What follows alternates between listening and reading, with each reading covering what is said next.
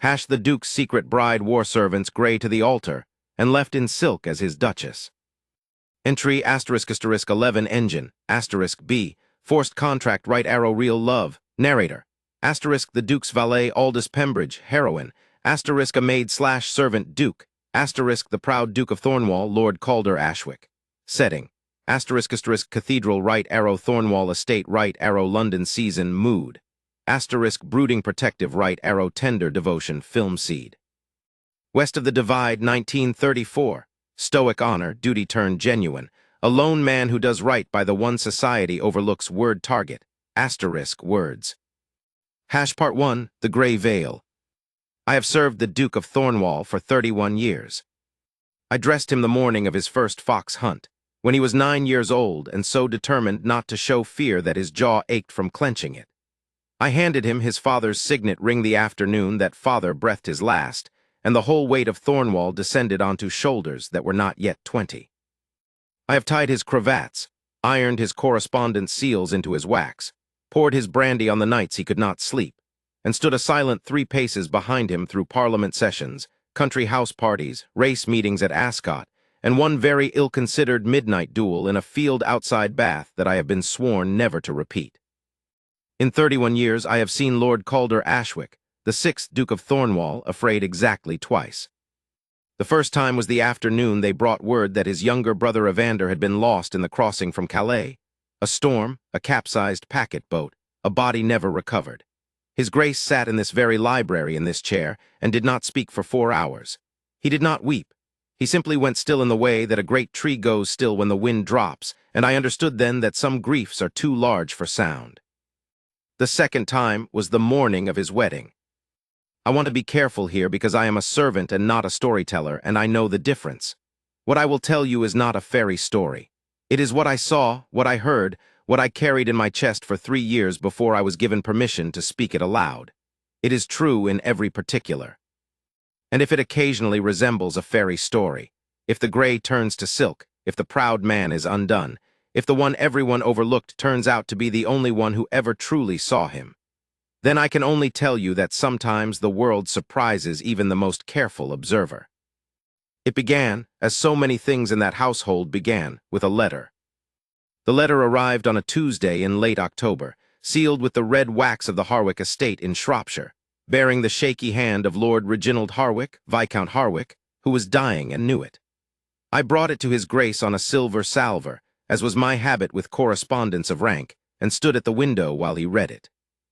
I had served long enough to read a man's face the way a farmer reads weather. The Duke's face, as he read, moved through several countries. First a slight frown of attention, then a stillness I recognized as calculation, then something that I can only call an old, reluctant recognition, the expression of a man who has accepted an obligation before he has finished deciding whether he wants it. He set the letter down on the desk. He looked out the window at the park, where the October light was turning the beeches to copper and gold. "Aldous," he said, "Your Grace, how long have you worked for this household?" It was not the question I expected. 31 years, Your Grace, since your father's time. Then you will remember Lord Harwick. I remember him, Your Grace. He visited twice during the late Duke's time. A hunting party, and then the Christmas of 1812.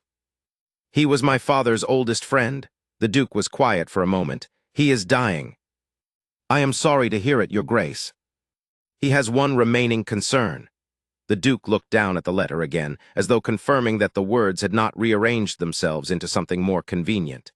He has a granddaughter, a Miss Nora Harwick. She is the daughter of his second son, who died in Spain 14 years ago. She has been living at Harwick Hall, working as a housemaid. I had sufficient practice at not reacting to remain still. A housemaid, Your Grace. Yes, he folded the letter with precise, deliberate care. Lord Harwick made a great many bad investments in the last decade. The estate is entailed to a cousin in Newcastle who has no intention of honoring any informal arrangements. When Harwick dies, the girl will have nothing and no one. I see. He is asking me, the Duke said, to marry her. The fire in the grate crackled. Outside, a crow called once and fell silent. He is asking you, I said carefully, to marry a housemaid. He is asking me to honor a promise my father made him 40 years ago when they were young men together and the world was simple. The Duke stood and walked to the window. He was 42 years old that autumn, broad-shouldered, dark-haired with the first gray at his temples, a face that strangers called cold and that I knew was simply controlled. He had never married. He had come close twice, and both times the machinery of aristocratic courtship had ground to a halt for reasons that were never quite his fault and never quite explained. My father promised Harwick that if ever either man's family found themselves in difficulty, the other would act. Harwick honored it once when he stopped.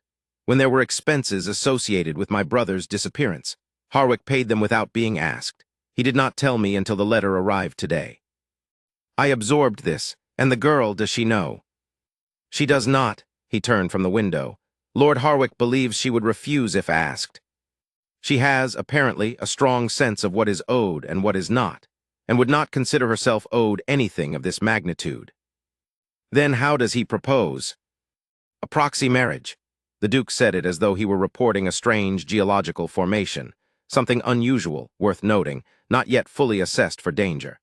He proposes that the ceremony be conducted at the chapel at Harwick Hall before he dies. He will tell her it is a legal formality to secure her position at the estate, a paper marriage to a distant cousin, a name she does not know, which will give her the protection of a married woman's status. She will be told the cousin is a soldier posted abroad and unlikely to return. She will be given a modest income, a cottage on the estate, or what remains of the estate, and the legal protection of a married name. And the cousin, I said, is you.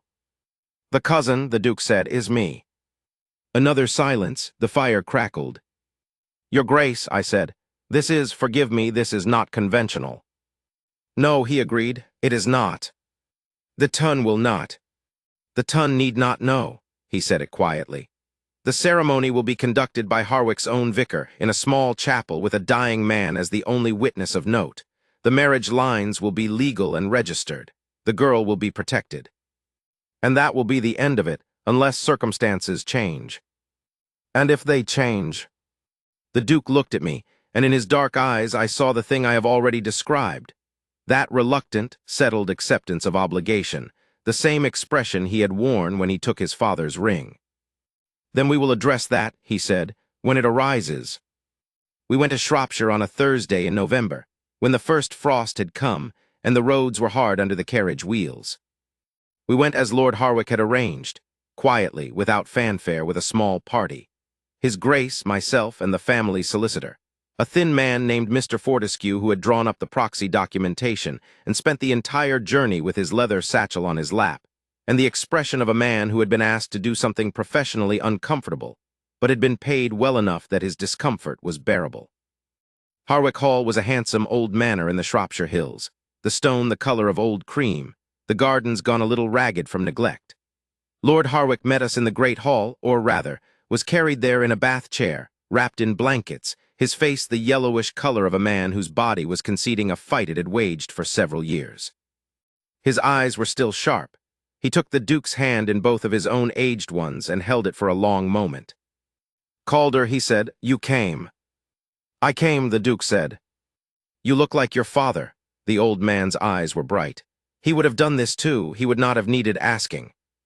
He might have needed a moment's warning, the Duke said, with a slight dry humor that I recognized as his version of warmth. Lord Harwick laughed, a short, breathless sound. The girl doesn't know. She thinks she's witnessing my will being signed and countersigned. She doesn't know the will. He paused. She is a good girl, Calder, better than she is a very good girl. She deserved better than what life gave her, and I am not able to give it to her myself, and so I am giving her you. I am not entirely certain, the Duke said carefully, that I am a gift. You are the right kind, Lord Harwick said, the kind that keeps its word. I saw her first in the chapel. Harwick Hall's chapel was small, older than the main house, stone floors, clear glass windows that let in the gray November sky. The pews were worn smooth by generations of sitting. At the far end, by the simple stone altar, Lord Harwick's vicar, a young man named Mr. Aldgate who looked as though he had been told this was an unusual ceremony and had decided to treat it as entirely ordinary in self-defense, stood with his prayer book open. The girl was there already, seated in the first pew when we arrived. I noticed her before I could have said what I noticed. She was perhaps 25, though she looked younger in the chapel's cold light. She was not plain, but she was the kind of woman who would be overlooked at a party, not because there was nothing to look at, but because she wore her face with a quietness that did not demand attention.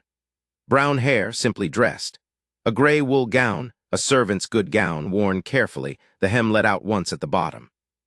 Hands folded in her lap with the neat, controlled stillness of someone accustomed to being still in other people's spaces. She turned when we entered, and I saw her eyes, a clear, light brown, the color of autumn water, move across the party with the quick, assessing intelligence of someone who had spent years reading rooms and people for information she was never directly given. She looked at the Duke for a moment. Then she looked at Mr. Fortescue's satchel. Then she looked at Lord Harwick, who had been carried in and settled into a chair beside the altar, and her expression shifted into something careful and attentive and privately uncertain. Lord Harwick introduced his distant cousin from the north as Lord C. Ashwick, a partial name, one of several the Duke held, and the ceremony began. It was a quiet, strange thing, a legal ceremony made to look, to a woman who did not know what she was witnessing, like a countersigning of documents. She signed where she was told to sign. She spoke the words of the service when prompted in a low, clear voice, and the words were, "I do asterisk, and I will asterisk, and until death do us part asterisk," which Mr. Aldgate had been instructed to include because Lord Harwick insisted the thing be done properly if it was to be done at all. I watched His Grace during this. He was watching her. I have attended many social events in 31 years of service, and I know what it looks like when a man of the Duke's stamp attends a function with his social face on, present, courteous, giving nothing away. He wore that face for the ceremony, as I had expected him to. But there was a moment, just as the girl spoke her vows in that low, clear voice without knowing they were vows, when something shifted in his expression so briefly that I almost missed it. He was watching her hands. She had them folded together in front of her, and as she spoke, one thumb pressed once against the knuckle of the other, a small involuntary movement that spoke of more feeling than her face was showing. He saw it. I saw him see it. And then the ceremony was done, and Lord Harwick was weeping quietly in his chair, and Mr. Fortescue was packing his satchel, and the girl, the new Duchess of Thornwall, though she did not know it, turned to look once more at the Duke with those clear autumn water eyes, and he gave her a slight, formal bow, and she gave him a composed nod in return, and that was all. We left within the hour. Lord Harwick died 9 days later. Expansion, the letter extended. I want to tell you something about letters, and about the particular weight they carry in a household like this one. A letter arrives from outside. It passes through hands, the post, the footman, the salver, mine, and by the time it reaches the person it is addressed to, it has already moved through a small geography of other lives, each of whom carries it for a moment without knowing its contents, without knowing whether it is ordinary or catastrophic or something in between. Most letters are ordinary. They confirm what was already understood, arrange what was already being arranged, acknowledge what was already known. They are the connective tissue of a well-ordered life, and they pass through my hands a dozen times a day, and I take no particular note of them. Some letters change things. Lord Harwick's letter was of the second kind, and I knew it before I could have named why I knew it. Something in the weight of the paper, which was heavier than social correspondence. Something in the deliberateness of the seal, pressed harder than necessary, as though the man sealing it had understood that it needed to hold. Something in the quality of my own hand as I carried it on the salver, which was steadier than usual, which is what happens when the body understands before the mind has caught up. The Duke read it at his desk, which he does with most correspondence of significance. Standing at a window is for correspondence he is not yet ready to engage with directly, correspondence he wants a moment's distance from before he brings his full attention to bear. The desk means he has already decided to engage. He sat with the letter in front of him and read it twice, which I could tell by the pause before he set it down. I have mentioned that his face moved through several countries as he read it. I want to be more precise about that. The first country was attention, the particular narrowed attention of a man following an argument whose direction he does not yet know. His eyes moved steadily, at reading pace, without the small breaks and returns that indicate difficulty. He was following it easily. This told me the letter was clearly written, that Lord Harwick had not been imprecise in his communication, that whatever was in it was stated plainly. The second country was calculation. This is recognizable in him by a very slight stillness of the eyes, not the eyes stopping, but the focus shifting slightly inward, the way a man's gaze shifts when he is computing rather than receiving. He was working through implications, running the arithmetic of a situation whose shape he now understood. The third country is the one I want to describe most carefully, because it is the one I had seen the fewest times in 31 years, and because it mattered most in what came after. It was the country of a man who has recognized, in something external, an echo of something he has already decided internally. Not surprise, he was not surprised, or not only surprised. It was more specific than that. It was the expression of a man who has carried, for a long time, a general sense that a certain kind of thing will be required of him, without knowing its specific shape, and who has now been shown the shape. The decision was not new. The decision had been made in some form before he knew there was a decision to make. All that was happening now in that third country was the confirmation. This is the specific character of men whose sense of honor is not an external constraint, but an internal one, men for whom doing the right thing is not a calculation they run each time, but a habit so deep it has become nature. They do not decide to be honorable. They recognize, when a situation presents itself, that the honorable course is what they were always going to do. He was always going to do this. He set the letter down, and he looked out the window, and he said my name, and the rest followed. I want to tell you also what I thought in the hour after that conversation, when I had withdrawn from the library and was going about the mechanical work of the afternoon. The inventory in the linen room, the inspection of the dining silver, the consultation with Mrs. Hobden about the week's provisioning. I thought about what it meant for a household to have a mistress. Thornwall had been without one for 22 years. Since the death of the Dowager Duchess, the Duke's mother, who had managed the house with the quiet, competent authority of a woman who had grown up, understanding what the management of a large household required, and who had done it for 30 years without drama or complaint. She had been a decisive woman who kept good order, and was liked by the staff in the specific way that a fair and consistent employer is liked. Not with the warmth of personal affection necessarily, but with the steadier, more reliable warmth of people who know what they are dealing with and find it adequate to their needs. After her death, the house had continued to function well, because Mrs. Hobden was an excellent housekeeper, and the Duke's household was organized so that its operations did not depend on active management from above. But a house without a mistress has a certain quality, a managed quality, a quality of things being maintained rather than inhabited, of a place that is being preserved rather than lived in. It is a subtle distinction, and it is easy to miss if you have not spent time in houses that have the other thing. I thought that afternoon about what it would mean to have someone in the morning room who was not passing through. I thought about the library. I thought about the East Wing suite with its view of the formal garden, which had been closed since the Dowager's time, and which had always seemed to me, when I passed it, to have the muted quality of a room waiting for something. Not melancholy, exactly, but expectant in the way of rooms that were designed for a purpose and have not yet been given it. I thought about the February light in the park and what it would look like if there were two people walking in it. I am a servant. I do not indulge in sentiment in the usual working hours, but there is a particular satisfaction that comes, in a long career, from the sense that the household you serve is about to become more fully itself, that the mechanism is about to acquire the thing it was designed to hold. I felt that satisfaction, that afternoon, in the linen room and the silver room and the corridor outside the housekeeper's sitting room. A quiet, prospective satisfaction, the kind that asks nothing of the present moment beyond the permission to anticipate. I ordered the shelves for the East Wing sitting room the following morning.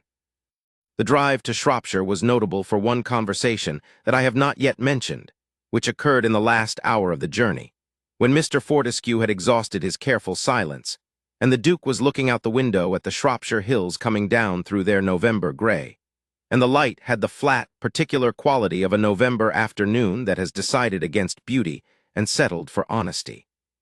Fortescue said, "Your Grace, I want to ask you something, if I may, on a point of personal rather than professional concern." The Duke looked at him. This is, for the Duke, a form of permission. Fortescue said, "Why are you doing this?" The Duke was quiet for a moment. "I have explained the obligation," he said. "Yes," Fortescue said, I understand the obligation. I drew up the documents. I understand in a technical sense exactly what is happening and why. What I don't understand, what I want to understand, because I find I cannot be comfortable not understanding it, is whether the obligation is the whole of the reason. The Duke looked at him steadily. Fortescue, he said. Your Grace, you have been my solicitor for 11 years. Yes. In those 11 years, have I given you cause to doubt my honesty? No, Fortescue said immediately. Then take the following as honest. The Duke looked back at the window. The obligation is the proximate reason. The obligation is the reason I am in this carriage today rather than in 3 months or 6 months or not at all. But he paused. But I will tell you something else, which is that I am 42 years old and I have not married, and I have not married because I have not found the right thing, and I do not know this woman.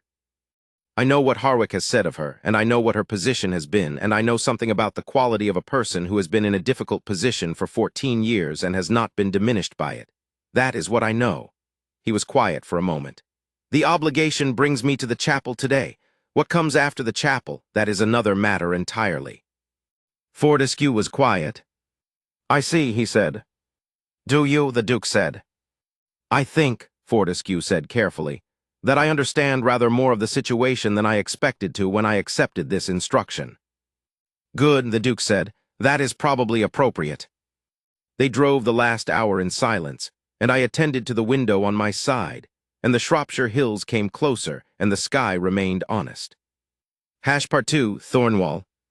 I will tell you what I knew of her in that first year that she did not know I knew. Her name was Nora, short for Honora, an old family name. Her father had been the second son of the Harwick Viscountcy, a younger son with cavalry ambitions, who had died in Spain when she was 11. Her mother had died when she was 7, of a fever that swept through the tenant cottages in a wet spring. She had come to live at Harwick Hall at 11, after her father's death, and the old Viscount, her grandfather, who had not been, in those years, the man we met, had put her to work in the household rather than acknowledge her openly as his granddaughter, because the acknowledgement would have required explanations about his second son's marriage that he had not wished to make. She had been a housemaid at Harwick Hall for 14 years. She had not been mistreated exactly. She had been, and I choose this word with care, invisible asterisk. She was fed, housed, kept warm in winter. She was given no education beyond what she managed to find on her own in Lord Harwick's library, which she accessed, I later learned, in the late evenings when the house was quiet, with a candle and her own quiet determination. She had read almost everything in it. She had a particular interest in history and in natural philosophy, and she had taught herself, from a set of French grammars she found in a neglected section of the shelves, to read in French. Lord Harwick in his later years had attempted to make it right, first, by the proxy marriage, and second, by a second letter which arrived at Thornwall a month after his death, addressed to his Grace. I brought it to the Duke on a silver salver. He read it standing at the window, the same window where he had read the first letter, the winter light now in the place of October's autumn gold. When he had finished, he said, Aldous, Your Grace, she is living in a cottage on the Harwick property. The cousin from Newcastle has taken the hall. Yes, Your Grace. She has been given the use of the cottage for 1 year under the terms of Harwick's will. After that, she is on her own resources. He folded the letter. She has written to the solicitors in Shrewsbury asking whether there is any employment to be found in the area for a woman of her. She described herself as intermediate station. She does not know what she is. I waited. She is my wife, the Duke said. It was the first time he had used that word, and he said it with a careful, almost experimental quality, as though testing whether it fit. She is the Duchess of Thornwall. Yes, Your Grace. I need to tell her. I waited again. She will not, he said slowly, be pleased. He went to Shropshire alone. He did not take me, which was unusual enough that I noticed it, and later understood. He did not want a witness for the first meeting, and I think he also, in some part of himself that he would not have named, did not want the weight of being observed by someone who knew him well. He was gone for 3 days. He came back on a Thursday evening in the dark of a late December night, and I helped him off with his coat in the entrance hall of Thornwall and saw, in the lamp's light, that his face had the look of a man who has not slept and has spent considerable mental energy on something he has not yet resolved. She is coming here, he said. Your Grace.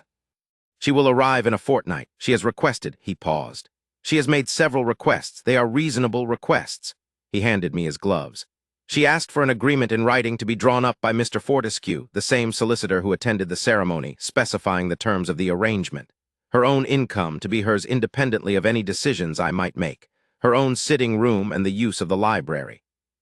The right to refuse social engagements that she finds, she used the word untenable. Something that was not quite a smile moved at the corner of his mouth.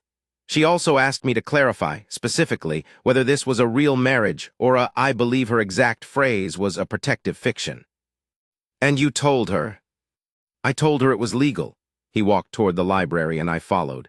She said she understood that. She asked what I expected of her. I told her I expected nothing. She said, he stopped in the doorway and stood there a moment. She said that was the first time anyone at Harwick Hall had said that to her, and she did not quite know what to do with it. He went into the library and stood at the fire, his back to me. She is composed, he said. She does not perform distress. She does not perform gratitude either, which I appreciated more than I might have expected. A pause. She asked whether I had read Montaigne. I blinked. Montaigne, Your Grace.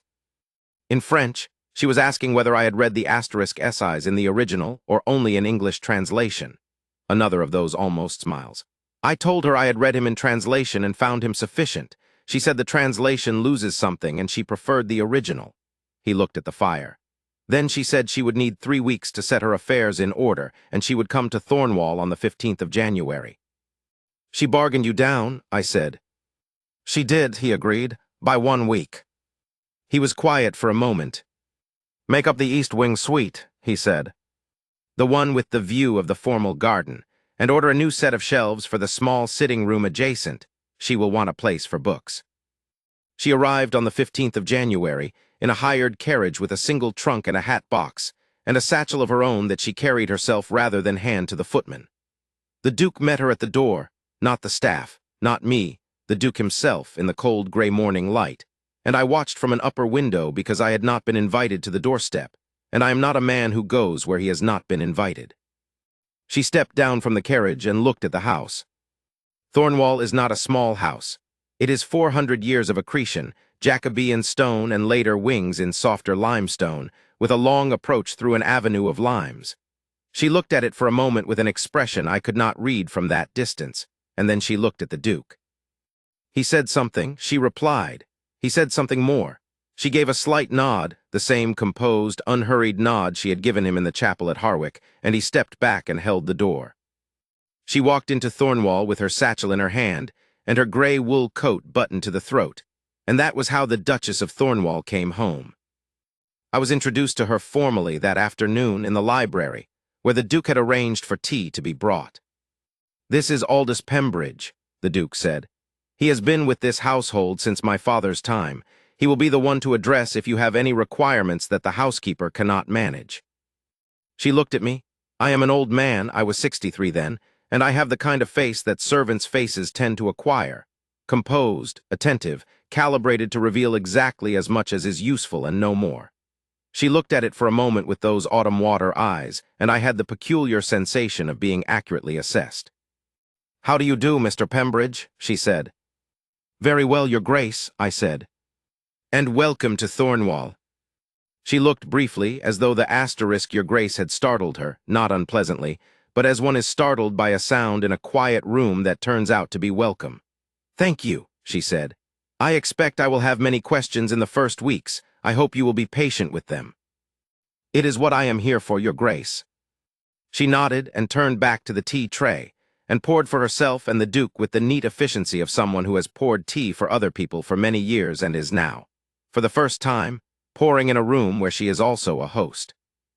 I withdrew to the door, but I heard the Duke say quietly as I left, the books are already on the shelves. Aldous saw to it. And I heard her say, after a pause, that was thoughtful. And the Duke, there is a Montaigne, in French, first edition, it was my mother's. Another pause longer. You didn't have to do that, she said. I know, he said, I wanted to. Hash expansion, the first month extended. Her first month at Thornwall was a study, in watching someone learn a place.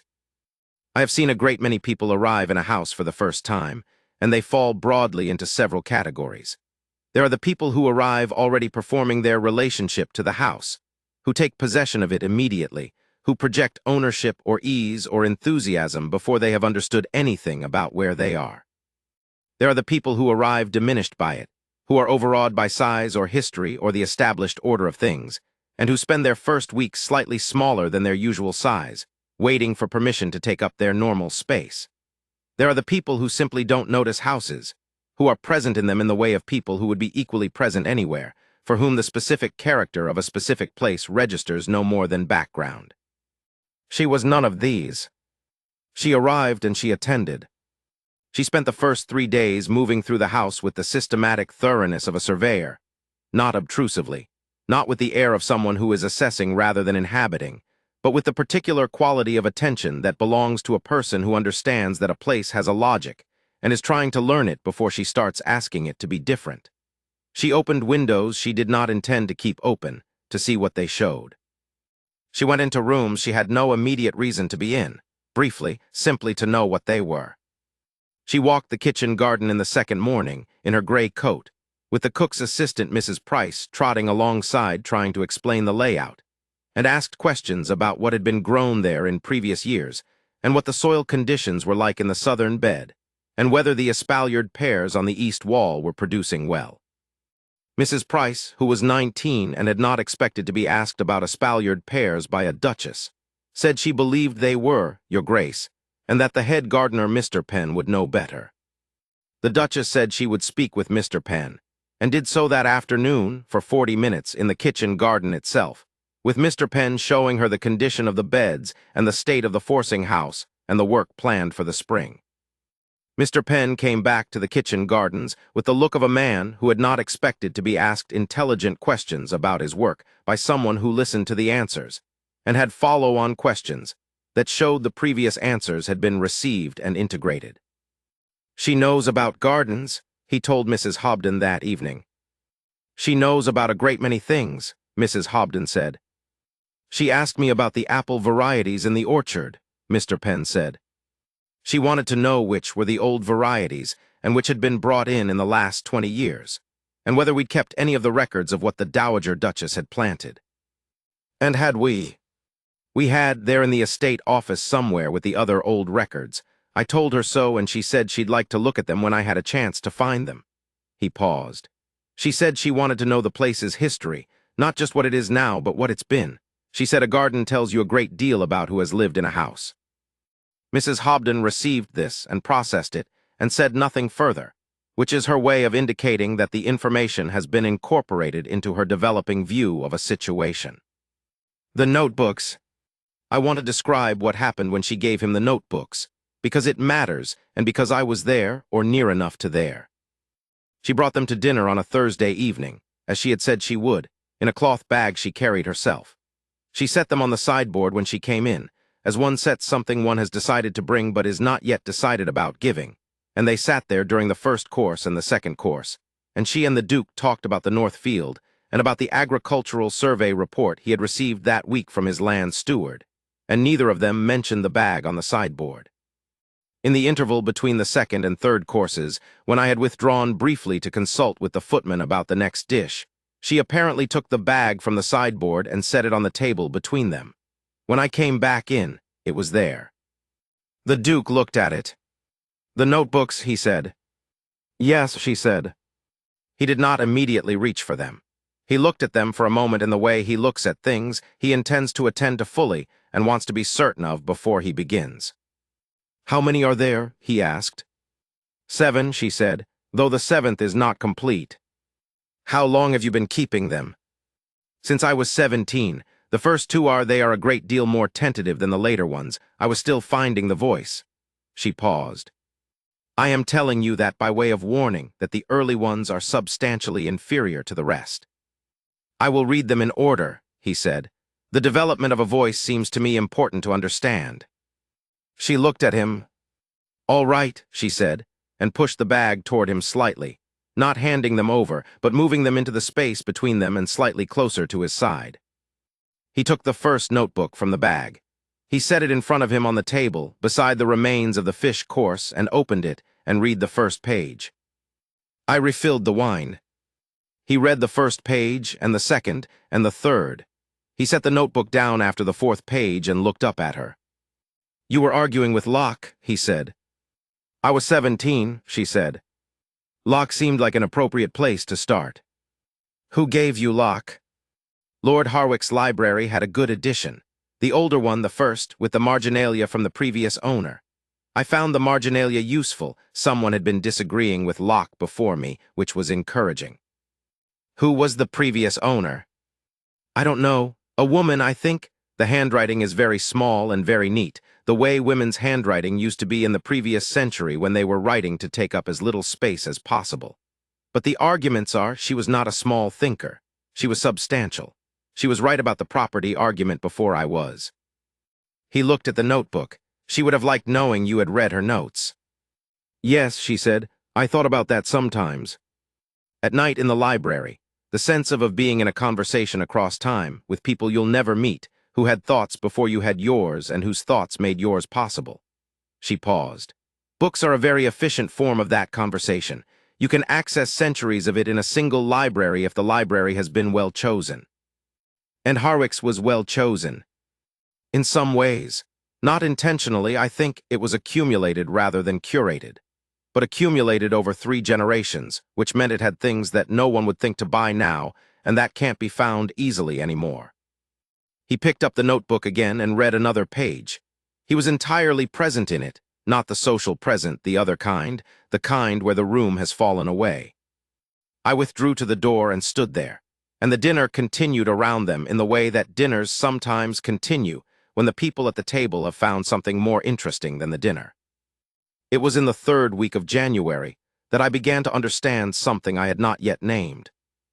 The Duke had for 22 years been alone in this house in the sense that matters for this story, alone not simply in the absence of a wife, but in the specific sense of having no one in the house who was genuinely his equal. Mrs. Hobden was admirable at her work, and I pride myself on being admirable at mine, but we are not his equals in any sense that the life of his mind requires.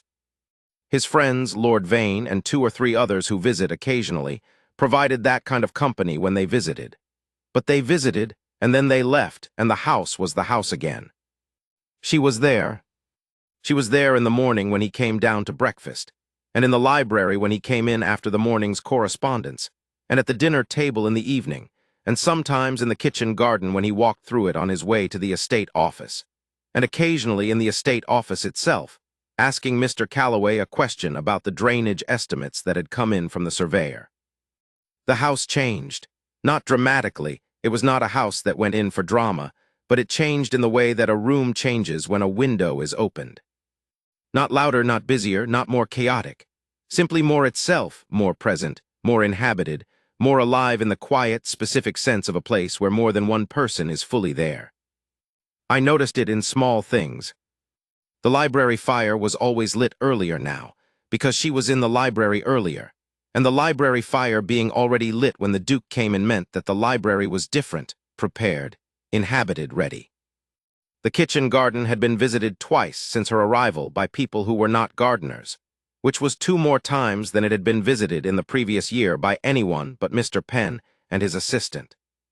The dining room, at dinner, had the quality of a room where conversation was expected and delivered, rather than a room where a man ate in the company of his thoughts.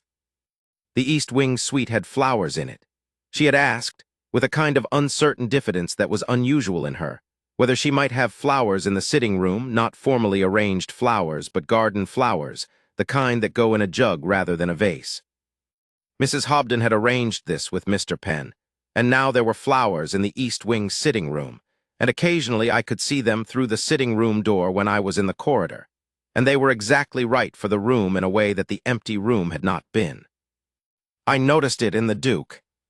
He came to breakfast without the particular quality of deliberate preparation that a man cultivates when he is about to be alone with his thoughts. He arrived at the breakfast table with the quality of a man who is arriving somewhere. It is a subtle difference, and I am perhaps not explaining it well, but I have watched him come to breakfast for 31 years, and I know the difference. He asked her things, not social questions, specific ones. He asked her one morning in the second week what she had thought of the Quarterly Review's article on the repeal debate that he had left on the library table the previous evening, clearly having thought she might find it of interest. She had read it, had found it interesting but not entirely satisfactory, and said so and said why. He listened to why with the particular quality of attention that means the argument is being genuinely received and evaluated, and then he gave his own view of it, and they had a conversation about agricultural reform policy at the breakfast table that lasted 40 minutes, and was the longest breakfast I had observed in this house since Evander's time. He walked slower in the afternoons. He had always been a fast walker, and now he walked at her pace, and this was not something he appeared to have decided to do. It seemed to be what happened naturally, without deliberation. He began reading things he had not previously read. I know this because I manage the library, and I can see what has been moved. In the third week of January, the Davy lectures on soil chemistry that had sat undisturbed on the third shelf for 6 years were moved to the reading table. In the fourth week, a French grammar appeared on the desk, not to study it, I thought, but to look at what she had looked at, to understand something of the route she had taken through those books. I said nothing about any of this. I rarely say anything about anything, which is among the most valuable of the several serviceable qualities I have developed in 31 years of attending to other people's lives. But I noted. Part 3, The House in Winter. January and February at Thornwall are quiet months. The Duke transacts business, reviews the estate accounts with his land steward, corresponds with his solicitors and his man in London. He occasionally receives a small number of callers, county neighbors, men from Parliament who have business with him. He does not go to London in winter if he can avoid it. That winter he stayed. I have since concluded, and I was not certain of it at the time, that he stayed, at least in part, because she was there and the house was different with her in it. She moved through it quietly at first. She learned the house with the systematic thoroughness of someone who had spent 14 years learning other people's houses as a matter of survival, which doors stuck, which stairs creaked, which of the upper corridors became bitterly cold when the wind came from the north. She was unfailingly polite to every member of the staff by name, and she learned every name within the first week. Mrs. Hobden, the housekeeper, who had been prepared to be rigidly reserved, capitulated by the end of January. I observed this in the way I observe most things, from a careful distance, and noted the day Mrs. Hobden began calling her my lady in the warm tone rather than the correct one. She and the Duke in those first weeks had a careful courtesy with each other. They were not awkward, both of them were too composed for that, but they were precise in the way of people who are measuring, with considerable care, the distance appropriate to a new situation neither of them had chosen. They dined together most evenings. The Duke had asked whether she wished to do so, and she had said she thought it more practical than not, if you do not find it inconvenient, and he had said he did not, and so they dined together and talked in the way of two people who have considerable interior resources and are not certain yet how much of them to show. I often served the wine myself in those early dinners. An old habit, I had done it for the Duke's father as well, and there was a companionable quality to the task that his Grace seemed to appreciate. I was, therefore, present for more of those early conversations than either of them knew. She asked about the estate, not the social aspects, the tenant farms, the drainage problem in the North Field, the timber on the South Hill. He told her about it as one tells a person who will understand what they are being told, and she asked questions that surprised him, practical, particular questions about the drainage geometry, the timber yield, the history of the crop rotation on the home farm. Your grandfather's library, he said once, mid-January. You mentioned you had read in it. Most of it, she said. It was comprehensive in some areas. His late-period interests ran to natural philosophy and agricultural reform. I read Davy on soil chemistry and Young on the rotation of crops, and she paused, and there was the briefest flicker of something, not self-consciousness, but an awareness of herself speaking freely in a situation that was still new. I am sorry. You are not asking for a bibliographic account. I was actually, he said. I found it interesting. She looked at him steadily. Most people do not. I am not most people, he said, with a dry quietness that I recognized as his version of self-description. And I have a drainage problem in the North Field that my land steward and I have been arguing about for 3 years. She set down her wine glass. "Tell me about it." By February, they were walking the north field together in the afternoons. His Grace had not walked his own fields with anyone for several years, not since Evander, who had grown up alongside the estate and known it as well as he did. He walked it with her now, and from the upper windows of the house, on clear days, I would occasionally observe them, two figures in the gray and cold of the winter fields, moving at a steady pace, stopping sometimes to examine a drainage channel or a stretch of fence, their breath making small clouds in the cold air. I noticed that they walked at the same pace. This sounds like nothing. But the Duke is a tall man with a long stride, and in the years before he had always walked with guests and neighbors at a pace that was slightly too fast for comfort, not intentionally discourteous, but naturally his, so that companions always arrived back at the house slightly breathless and slightly aware that they had been in the company of a man for whom the walk was secondary to his thoughts. With her, he walked at her pace. She noticed it too. I know this because I was present, one afternoon in the third week of February, when she came back from the fields and stopped to speak to me in the boot room where I was inspecting the footmen's equipment. "Mr. Pembridge," she said. "Your Grace." His Grace. She was unwinding her scarf, and her cheeks were cold pink and her eyes were very clear. "He is," she stopped. "Is he always so attentive? In conversation, I mean. Does he always listen that precisely to what one is actually saying, rather than what one might be expected to say?" I considered. "Yes, Your Grace. It is one of his more remarkable qualities. He has always had it. It is sometimes unsettling to people who are not accustomed to being fully listened to." She was quiet for a moment. "Yes," she said, "I see." She took her coat and went upstairs. I stood in the boot room for a moment longer and noted, with the quiet satisfaction of a man who has watched a long story begin and knows already, in his bones, something of how it will go, that she had not said it was unpleasant asterisk to be fully listened to. It was in the library, on a Tuesday evening in late February, that I observed, from my position at the door, where I had brought a late brandy and was awaiting the Duke's dismissal, the first crack in the careful courtesy between them. They were speaking about France.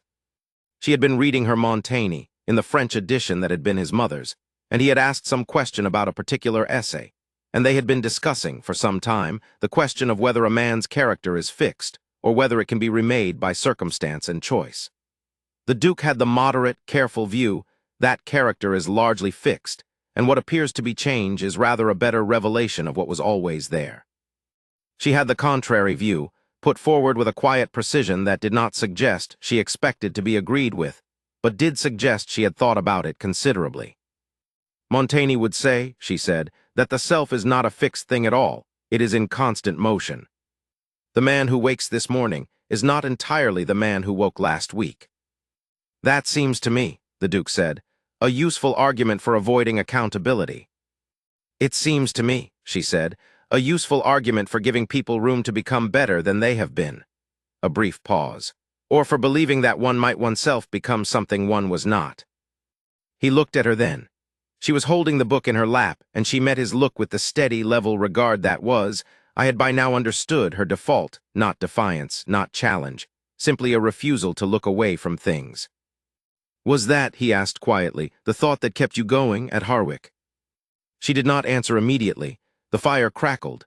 Outside the window, February rain tapped against the glass. "Yes," she said eventually, "that and books." "They gave you the library." "They didn't know I was using it," she said. "I went at night when the house was quiet, for 14 years. She said it simply, without either self-pity or self-congratulation, the way one states a fact about the weather. "I had 2 hours most nights if I was careful." He was very quiet for a moment. 2 hours a night, he said, for 14 years. "It was enough," she said. "More than enough. I read everything, and she stopped. And then with a careful, deliberate quality that told me this was something she had not said before to anyone.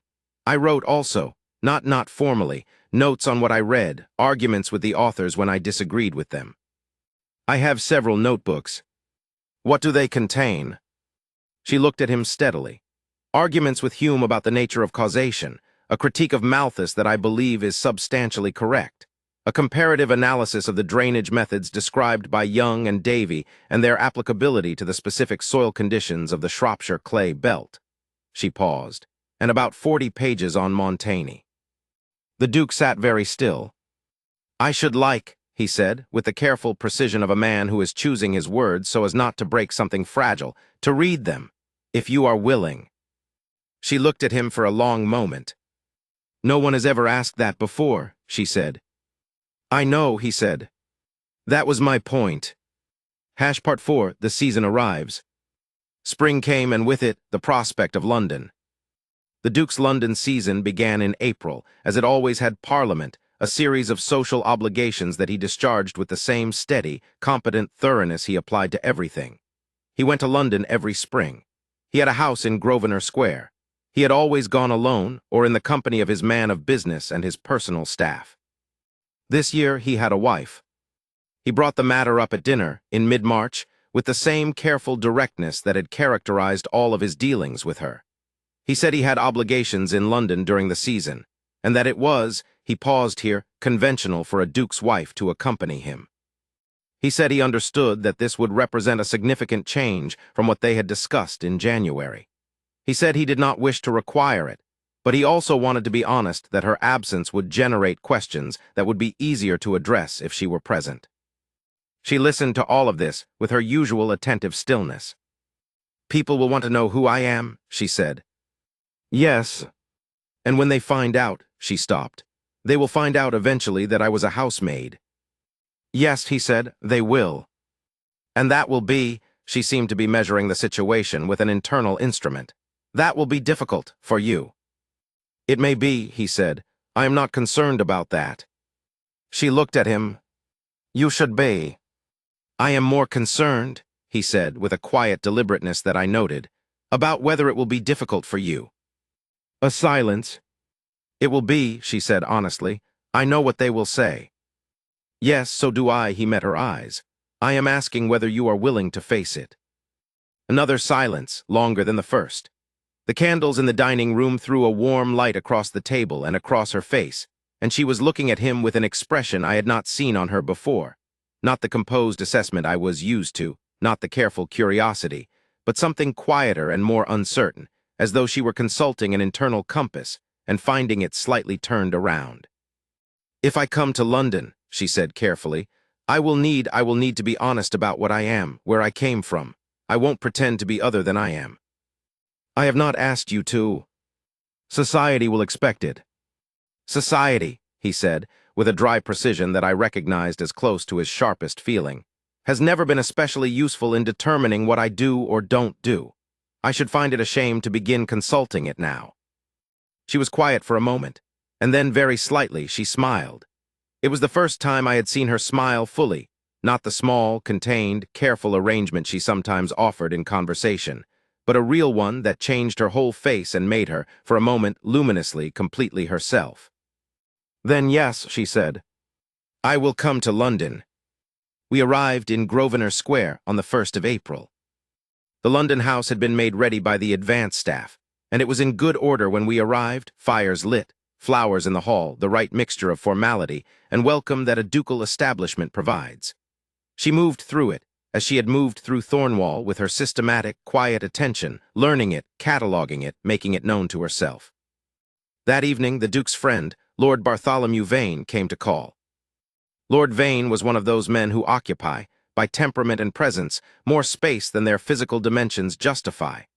A broad, florid, good-humored man of 50 who had known the Duke since their school days, and had the easy familiarity of a long friendship.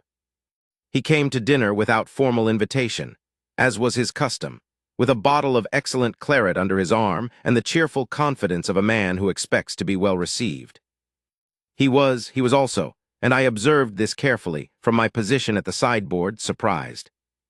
He had been told of the marriage by letter and had replied with characteristic warmth.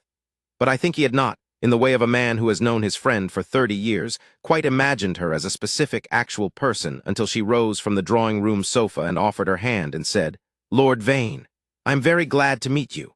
Calder has spoken well of you." He shook the hand, he looked at her, he looked at the Duke. "Well," he said, after a moment, in the tone of a man genuinely revised by experience, "you wrote that she was remarkable. You did not adequately prepare me." "I don't believe I wrote that," the Duke said. "No, you wrote she was perfectly adequate." which from you, Lord Vane said with satisfaction, is an extravagance of praise. She laughed. It was the second time I heard her laugh freely, and it had the quality of something natural reclaiming its space.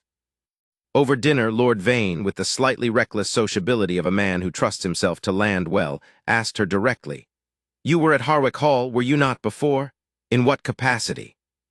There was a brief, charged stillness, the kind that forms before the weather breaks. "A housemaid," she said clearly. "I was a housemaid at Harwick Hall for 14 years. Lord Vane absorbed this with the expression of a man who is processing new information at speed. 14 years, he repeated. Yes. And you read everything in the library in that time. She looked at him steadily. How did you know about the library? Calder mentioned it, Vane said, with a slight, deliberately light quality. He mentioned it in the context of saying that you had a more thorough grounding in natural philosophy than any man he had met at Oxford, and that your critique of Malthus was, in his view, substantially correct.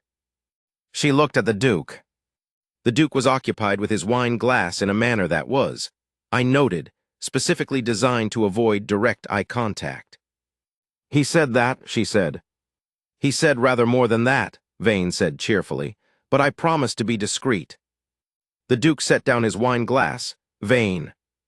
She should know, Vane said unrepentantly, that she married a man who thinks well of her. It seems relevant. She looked at the Duke for a moment, a full, clear look, the kind that reads rather than simply sees.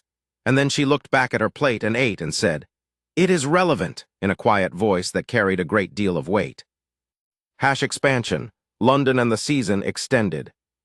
The London house in Grosvenor Square had been the Duke's father's house and his grandfather's before that, and it had the quality of a place that has absorbed a great deal of history without being oppressed by it. The rooms were large and well-proportioned, the furnishings good without ostentation, the library one of the better private ones in the city. The garden was modest by country standards, but better than most London gardens, because 3 generations of Ashwick women had cared about it and the soil had been worked accordingly. She arrived in it and began, within the first hour, to understand it. I watched her do this with the particular attention I was by then habitually bringing to her engagement with spaces. She moved through the public rooms first, the drawing room, the dining room, the morning room, with the assessing eye of someone who is determining what a room requires of the people in it, how it is meant to function, and whether it functions that way. Then the library, which she spent some time in, pulling books from the shelves to look at their dates and their condition, and to understand something of the collection's shape. Then the kitchen regions, where she introduced herself to the London cook, a woman named Mrs. Alderton who was accustomed to the Duke's household rhythms, and received this attention with the slightly startled grace of a person who expected to be left alone to do her work, and has instead been engaged in a conversation about it. Then the garden. She stood in the London garden, small, walled, the beds in their spring condition of tentative beginning, for some time. Not simply looking but attending, in the way she attended everything. I would like to put herbs in the south bed, she told the garden boy, who had materialized at her elbow with the combination of professional readiness and personal uncertainty that the Duke's household had come to develop around her. Culinary herbs and medicinal ones both. And I would like to know the soil, whether it has been worked in recent years or whether it has been let go. Can you tell me? The garden boy, who was 14, said he thought it had been let go a bit, Your Grace. But Mr. Penn at Thornwall had sent some instructions in March about what to do with the beds before the family came up, and he'd been following them. She looked at the bed. Mr. Penn wrote instructions. Yes, Your Grace, he sent a letter. She was quiet for a moment. I see, she said, in a tone that I recognized, the tone of a woman who has noticed a small kindness and is deciding where to file it. Thank you, I'll let you get on. She came back through the house and paused in the hall where I was attending to the incoming correspondence. Mr. Penn wrote to London, she said. Yes, Your Grace. Mr. Penn takes considerable care with the garden preparation each spring before the household moves up. This year he wrote specific instructions about the south bed, which he thought might be wanted for kitchen herbs. She looked at me for a moment. He didn't know I wanted it for kitchen herbs, she said. He couldn't have known. No, Your Grace. I believe he made an inference, from some of his conversations with you at Thornwall, about what you might find useful. She was quiet. People here are very, she said, and stopped. The people in this household are very. They take their cue from His Grace, your Grace, I said. He pays attention, they pay attention. She nodded once and went upstairs. The first 3 weeks in London were for her a process of calibration. She was not overawed. She had too much interior resource to be overawed by a city, however large, or a social world, however complex. But she was learning it, as she learned everything, by observation, by hypothesis, by testing the hypothesis against what she found.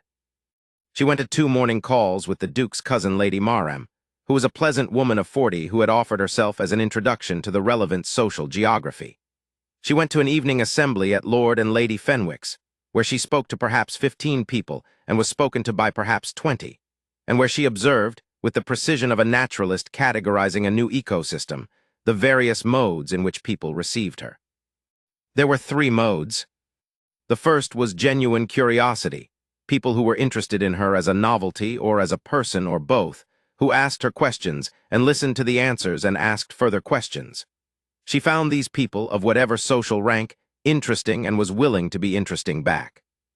The second was social calculation, people who were assessing what her arrival in their world meant for their own position within it, whether she could be useful or needed to be managed, or was simply irrelevant.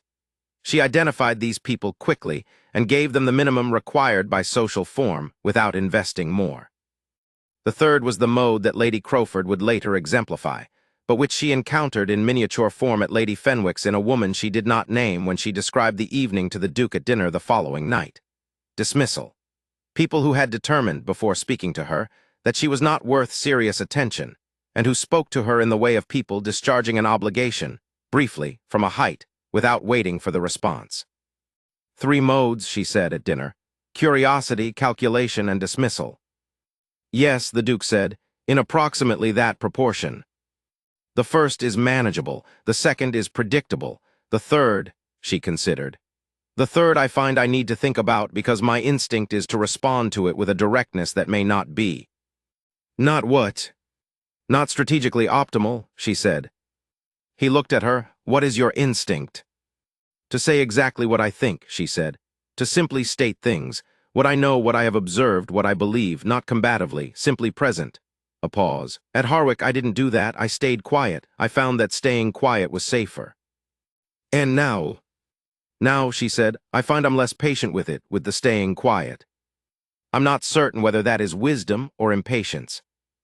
I think, the Duke said after a moment, that it is both, and I think both are appropriate. She looked at him. Say what you think, he said. You are not required to manage other people's comfort at the expense of your own presence. You were never required to do that. You were made to feel required. He said it with a quietness that was very precise. That was a circumstance, not a fact about you. She was quiet for a moment. You say things, she said, that take me some time to absorb. I know, he said, take the time. The morning at Lady Fenwick's, where she heard what Lady Crowford's friends said about her, was a Thursday in the 4th week of April. I want to describe it more fully than I have, because it matters to understand what she did with the information. She came back to Grosvenor Square in the late morning and went directly to the library, which was where she went when she needed to think about something. I knew this by then. The library was her thinking room in the way the estate office was the Duke's. Both of them, when presented with a problem, went to the room where they felt most competent, which says something about the relationship between intelligence and the spaces in which it has been exercised. She was in the library for 2 hours before she came out. I happened to be in the corridor when she came out, which was because I had found a reason to be in the corridor at intervals since she had come back, in the way that one finds reasons to be available when someone in one's care is managing something difficult. She did not look distressed. She looked as she always looked when she had finished working through something, settled, present, clear-eyed. Aldous, she said. Your Grace. Have you ever been? She paused, looking for the right word with the same care she gave everything. Have you ever been in a position where people were trying to define you as something smaller than you were, and you had to decide whether to accept that definition or to resist it, and resistance seemed costly? I thought about this seriously. Yes, Your Grace. In the early years of service, When one is new and establishing one's position, there is a period in which one is, from the perspective of those above, not yet fully what one will eventually be. One is treated according to that partial view, and must decide whether to acquiesce in the partial view or to be what one is regardless. And what did you decide? To be what I was, I said. Quietly, without argument, simply to keep being it until the evidence accumulated past the point where the partial view was sustainable. She was quiet for a moment. That's what I'll do, she said. She said it with the settled clarity of a decision that has been reached after genuine consideration and will not require revisiting. I won't argue with them. I won't perform for them. I'll simply keep being what I am until they can see it. Yes, Your Grace, I said. That is precisely right. She nodded and went back into the library. The conversation between the Duke and Lord Vane about the Almack's situation was not the only conversation about it. There was another conversation, the one between the Duke and Lady Farrington, which I have described in brief but want to describe more fully, because it was reported to me afterward, and because it matters. Lady Farrington's house in Portman Square was a house that had the quality of its owner. Large, orderly, furnished according to the taste of several decades ago and not updated since, on the grounds that good taste does not require updating, a position Lady Farrington maintained with the serenity of someone who has been right about most things and has stopped apologizing for it.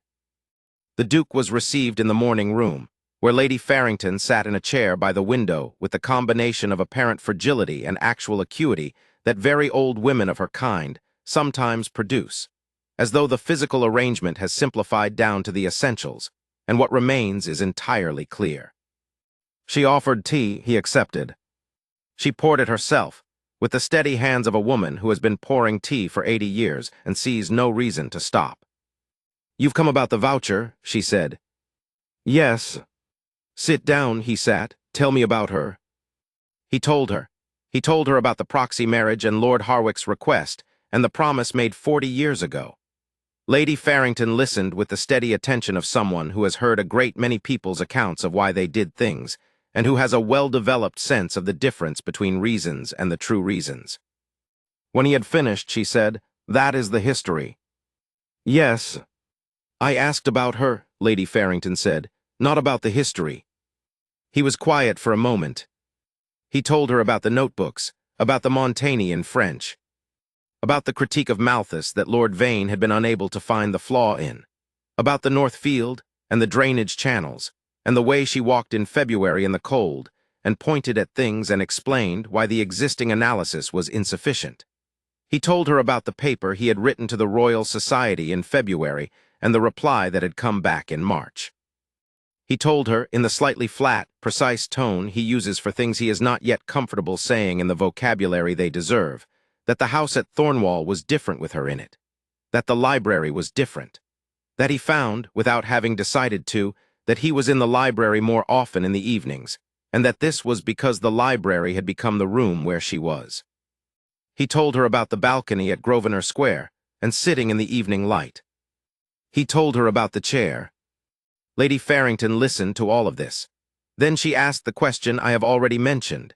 If none of it were true, no promise, no obligation, no proxy, would you have found your way to her? He said yes. Lady Farrington studied him for a long moment with those 81-year-old eyes. I have been patroness of Almack's for 40 years, she said. Do you know why I have kept the position? No, he said. Because I believe in what it can be, as distinct from what it usually is, she said. It can be at its best the place where London society does what it should do, recognizes merit, makes room for what is genuine, refuses to be entirely controlled by accident of birth or inherited wealth. It usually fails to do this. It is too often exactly what its critics say it is, a mechanism for the preservation of things as they are. She paused. But sometimes it does the right thing. Sometimes it makes room. I have been here for 40 years for the sometimes. She looked at him. Your wife is a sometimes. A voucher will be sent on Wednesday. He thanked her. She said, don't thank me. Bring her to Almack's and let her be what she is. That will be thanks enough. The evening of Almack's, I want to describe in greater detail than I have, drawing on Lord Vane's account, which he gave me in full the following morning with the careful thoroughness of a man who understood that he had been a witness to something, and wanted to preserve it accurately. She entered the rooms on the Duke's arm and did not, Vane said, make any particular entrance. She did not pause at the door to be observed. She did not arrange herself or arrange the moment. She simply walked in at his side, and the rooms registered their arrival in the way that rooms register the arrival of someone unexpected. A shift, a reorientation, a collective breath. The first 20 minutes were the hardest, Vane said. The nature of Almack's on a Wednesday evening was that people were already in their arrangements, their social geometries, the groups and pairings and triangles that constitute the working structure of a gathering of that kind. And a new arrival had to be absorbed into those geometries or had to generate her own. The people who were well-disposed came to her quickly, and she received them with the ease that comes from not needing anything from the encounter, not reassurance, not validation, simply the engagement itself. The people who were not well-disposed kept their distance and observed, which is their right. Lady Farrington came to her as I have described, and Lady Farrington's crossing the room was, Vane said, the moment when the evening shifted. It was not subtle. Lady Farrington did not do subtle, and had not for 40 years. It was a statement made publicly about where the authority of this room stood on the question. After Lady Farrington brought her to Lady Amsworth, the evening organized itself differently. She was no longer a new arrival being absorbed into existing geometries. She was a point around which new geometries formed. This is what happens when a room discovers that a person who seemed to require accommodation is actually providing something, a quality of conversation, a substance, a weight, that the room needed without knowing it. Vane said he watched the Duke watch her for most of the evening. He said it in the specific way he has of saying things that are observations rather than comments, without editorial, without the slight arch tone he uses for social observations, flatly and precisely. He watched her, Vane said, the way a man watches something he knows is his and cannot quite believe is his, not possessively, something more wondering than that, as though the fact of her kept surprising him. I nodded. I have seen him in a great many rooms, Vane said. In 40 years I have never seen that expression on his face. No, I said, neither have I. The exchange between Lady Crowford and the Duke, which I have not yet described because it happened in a context I was not directly party to, occurred at the end of the Almack's evening in the supper room. Vane reported it to me. Lady Crowford approached the Duke near the end of the evening, when the crowd had thinned somewhat, and the geometry of the room had opened up enough for a private word.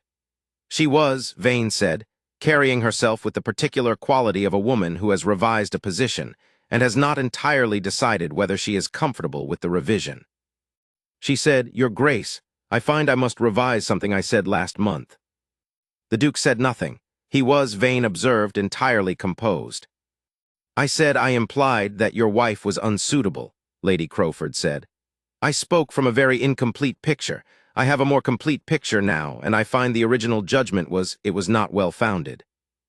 The Duke looked at her for a moment. Lady Crowford, he said, my wife has not asked for anyone's approval. She has been exactly what she is, consistently, in rooms that were not always hospitable, and what she is has made its own case without requiring argument. A pause. I do not say this to reproach you. I say it because I think it is true, and because I think the credit for whatever revision you have made belongs to her rather than to me. Lady Crowford was quiet for a moment. You are a man who defends his wife, she said, in a tone that contained, among other things, something close to reluctant respect. I defend the truth about her, he said. The two things happened to coincide. He excused himself and went to find the Duchess. Lady Crowford watched him go with the expression, Vane said, of a woman who has conceded a point and is not entirely displeased that she was wrong. Part 5, what society said. I will tell you what London said, because it matters to the story. London said, at first, that the Duke of Thornwall had lost his mind. It said this in drawing rooms and at morning calls and in a series of brief, targeted letters that passed among a certain set of people with the velocity of things that give their senders pleasure to disseminate. The Duchess of Thornwall had been a housemaid. This was the central fact, and it was presented as though it were sufficient, as though the nature of her former occupation constituted the entirety of her nature.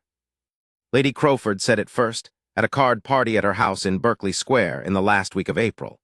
Lady Crowford was a woman of 60 who had spent 50 years accumulating and deploying social authority, and who treated the Tun's hierarchies with the fierce, personal investment of someone whose worth depended upon their maintenance. She had been a great beauty in her youth, and was now a great power, which she had always considered an equal exchange. I was not present, but I had it from Lord Vane, who was, and who told the Duke that evening with the careful, slightly concerned accuracy of a man who understands that information badly delivered is worse than information not delivered. Lady Crowford had said, "The Duke of Thornwall has married his housemaid. I have seen the creature. She wears grey, which is appropriate, as she was born to service. She has no conversation suitable for a drawing room, no connections, no accomplishments, and no understanding of the position she has been placed in. The Duke is to be pitied." This had been received with varying degrees of agreement by the assembled company. Lord Vane had said, and I was pleased to learn this, "I beg your pardon, Lady Crowford, but I find the Duchess of Thornwall has excellent conversation. She has a better understanding of Hume than anyone I have spoken to this decade." Lady Crowford had replied that she had no interest in Hume. Lord Vane had said, with great pleasantness, that this was perhaps the crux of the disagreement. The Duke heard this account with the particular stillness he employs when something makes him angry. He was very still indeed. "What will you do?" Vane asked him, across the study table where we sat, the lamp between them throwing the two men's faces into warm shadow. "Nothing immediately," the Duke said. "She has not heard it, if she hears it and she wishes me to." "She will hear it," Vane said. "You know that." "Yes, a pause, I know that." "She heard it on a Thursday, at a morning call to Lady Fenwick's house in Mayfair." Lady Fenwick was not malicious. She was one of those women who are kind by temperament, but had spent so long in a social world that requires navigating by others' opinions, that her kindness had acquired a slightly apologetic quality. She had called on the Duchess at Grosvenor Square with a genuine warmth and an invitation to a small Thursday gathering, and the Duchess had accepted, and had gone, and I was given the account of what happened there by Lady Fenwick's own footman, who told it to Mrs. Hobden, who told it to me. There were 8 women present. Most of them were curious and several were kind. The new Duchess was a novelty, and novelties in the right setting are received well. But 2 of them were friends of Lady Crowford, and they were not there to be kind. The remarks were made to each other, loudly, in the Duchess's general direction.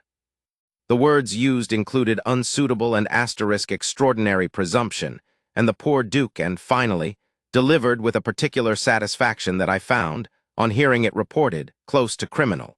She will never be anything but what she was born to be. I was told that the Duchess received all of this without visible reaction, that she continued to drink her tea and to speak, when addressed, with the same composed clarity she always brought to conversation, that she did not blush and she did not tremble and she did not excuse herself. She stayed for the full hour of the call. She was quiet on the carriage ride home, not the quiet of distress, but the quiet of a woman thinking clearly about something. That evening at dinner, the Duke said, with a careful understatement that I knew masked a great deal, "I understand the morning was not entirely easy." "No," she said, "it was not." "I am sorry." "Don't be," she said it evenly. "I knew what it would be. I am more interested in what it means practically." "What it means practically," he repeated. "For the position," she said. "For what one is in a situation like this, whether it is better to," she paused. "Whether it is better to meet it quietly or to," another pause longer. "I find I am not entirely certain what my options are. I have considerable experience with being dismissed. I have rather less experience with having the resources to respond to it." He was quiet for a moment. "What would you like your response to be?" She looked at him. "What would yours be in my place?" He considered this with the seriousness he gave everything. "I would want to do something that made the dismissal irrelevant," he said at last. "Not to defeat the people who said it, but to make what is actually true visible, to make them see you correctly, as they should." She absorbed this. "That is what I would want too," she said quietly, "if it is possible." "It is possible," he said, "if you are willing." "Tell me what you mean." Part 6, the public thing. What the Duke meant was Almack's. Almack's assembly rooms in King Street had been the supreme arbiter of social acceptability in London for 60 years, and its Wednesday evening assemblies the scene of more social advancement and destruction than anywhere else in the city. Patronesses decided who was admitted. The wrong dress, the wrong connection, the wrong past, the wrong family. Any of these could result in the denial of a voucher, and the denial of a voucher was social extinction. The Duchess of Thornwall had, as yet, received no voucher for Almack's. This was, Lord Vane told the Duke, deliberate. Two of the patronesses were friends of Lady Crowford. The voucher had not been formally denied, but it had not been extended, and the silence of its absence was quite eloquent. I was present when this was discussed, in the Duke's study, on a Friday afternoon in the second week of May. Lord Vane sat across from the Duke, a glass of claret in his hand, with the expression of a man delivering a war report. "They are testing," Vane said, "to see if you will press it or let it go." "I will press it," the Duke said. "They will expect you to go through channels. A formal application from your wife, a series of calls, a gradual." "No," the Duke stood. "I will not put her through a gradual process of being evaluated. I will call on Lady Farrington directly." Lady Farrington was the senior patroness of Almack's, and a woman of considerable age and sharper intelligence than her social position required of her. She had been a patroness for 40 years, which meant she had seen everything twice and was not easily impressed by either status or scandal. "Lady Farrington," Vane said, "is unpredictable." "Yes," the Duke said, "that is why I will go to her." He called on Lady Farrington the following Monday. He went alone. I do not know exactly what passed between them. I know that he was there for 2 hours, which was significantly longer than a social call, and that he brought nothing with him and left with nothing visible but the particular quality of resolution that sits differently on a man's face than simple decision. He told me that evening, when I was helping him dress for dinner, that Lady Farrington had asked him, in her direct way, why he had married this woman. He had told her, the promise, the proxy, the old man's dying request. Lady Farrington had listened to all of this without comment. Then she had asked him a second question. "If none of that were true," she had said, "if there were no promise and no obligation, would you have found your way to her nonetheless?" He had looked at Lady Farrington, he told me, for a moment. And then he had said, yes. Lady Farrington had studied him for another moment. Then she had said, "A voucher will be sent on Wednesday." On Wednesday it arrived. I brought it to the Duchess on a salver in the morning room where she was writing letters. She picked it up and read it. She was quiet for a moment. "He went to Lady Farrington," she said. It was not a question. "Yes, Your Grace." She set the voucher down on the desk. She looked out the window at Grosvenor Square, where the May morning was bright and the lime trees were coming into leaf. "He shouldn't have had to do that," she said. "He wanted to, Your Grace." "He wanted to," she repeated softly. There was a quality in her voice I had not heard in it before, something that was not the composed, level tone of a woman who has spent 14 years not allowing herself to need things. Something lower, more interior. Something that was learning, with difficulty and precision, what it meant to be wanted. She picked up her pen and went back to her letters. The Wednesday of Almack's was the 12th of May. She wore white silk. I specify this because it matters, because it was a deliberate departure from her usual gray, and because she knew what it meant when she chose it.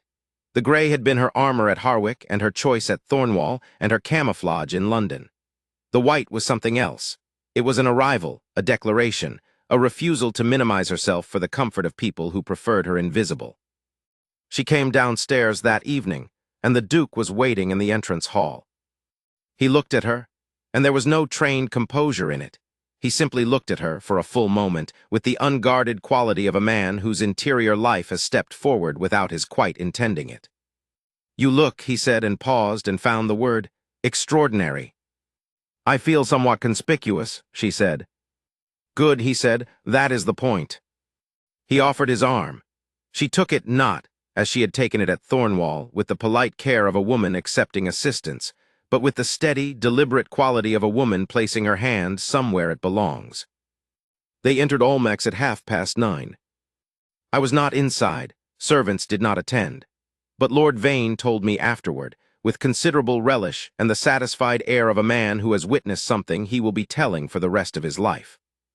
The rooms were crowded, as they always were on a Wednesday in May. The sound dropped not entirely but noticeably when the Duke of Thornwall entered with his wife. There was the quality of attention that a room acquires when something unexpected occurs.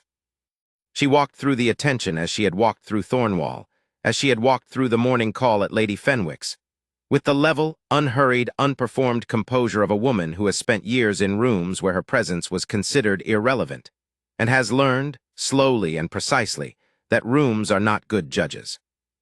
Lady Farrington was there.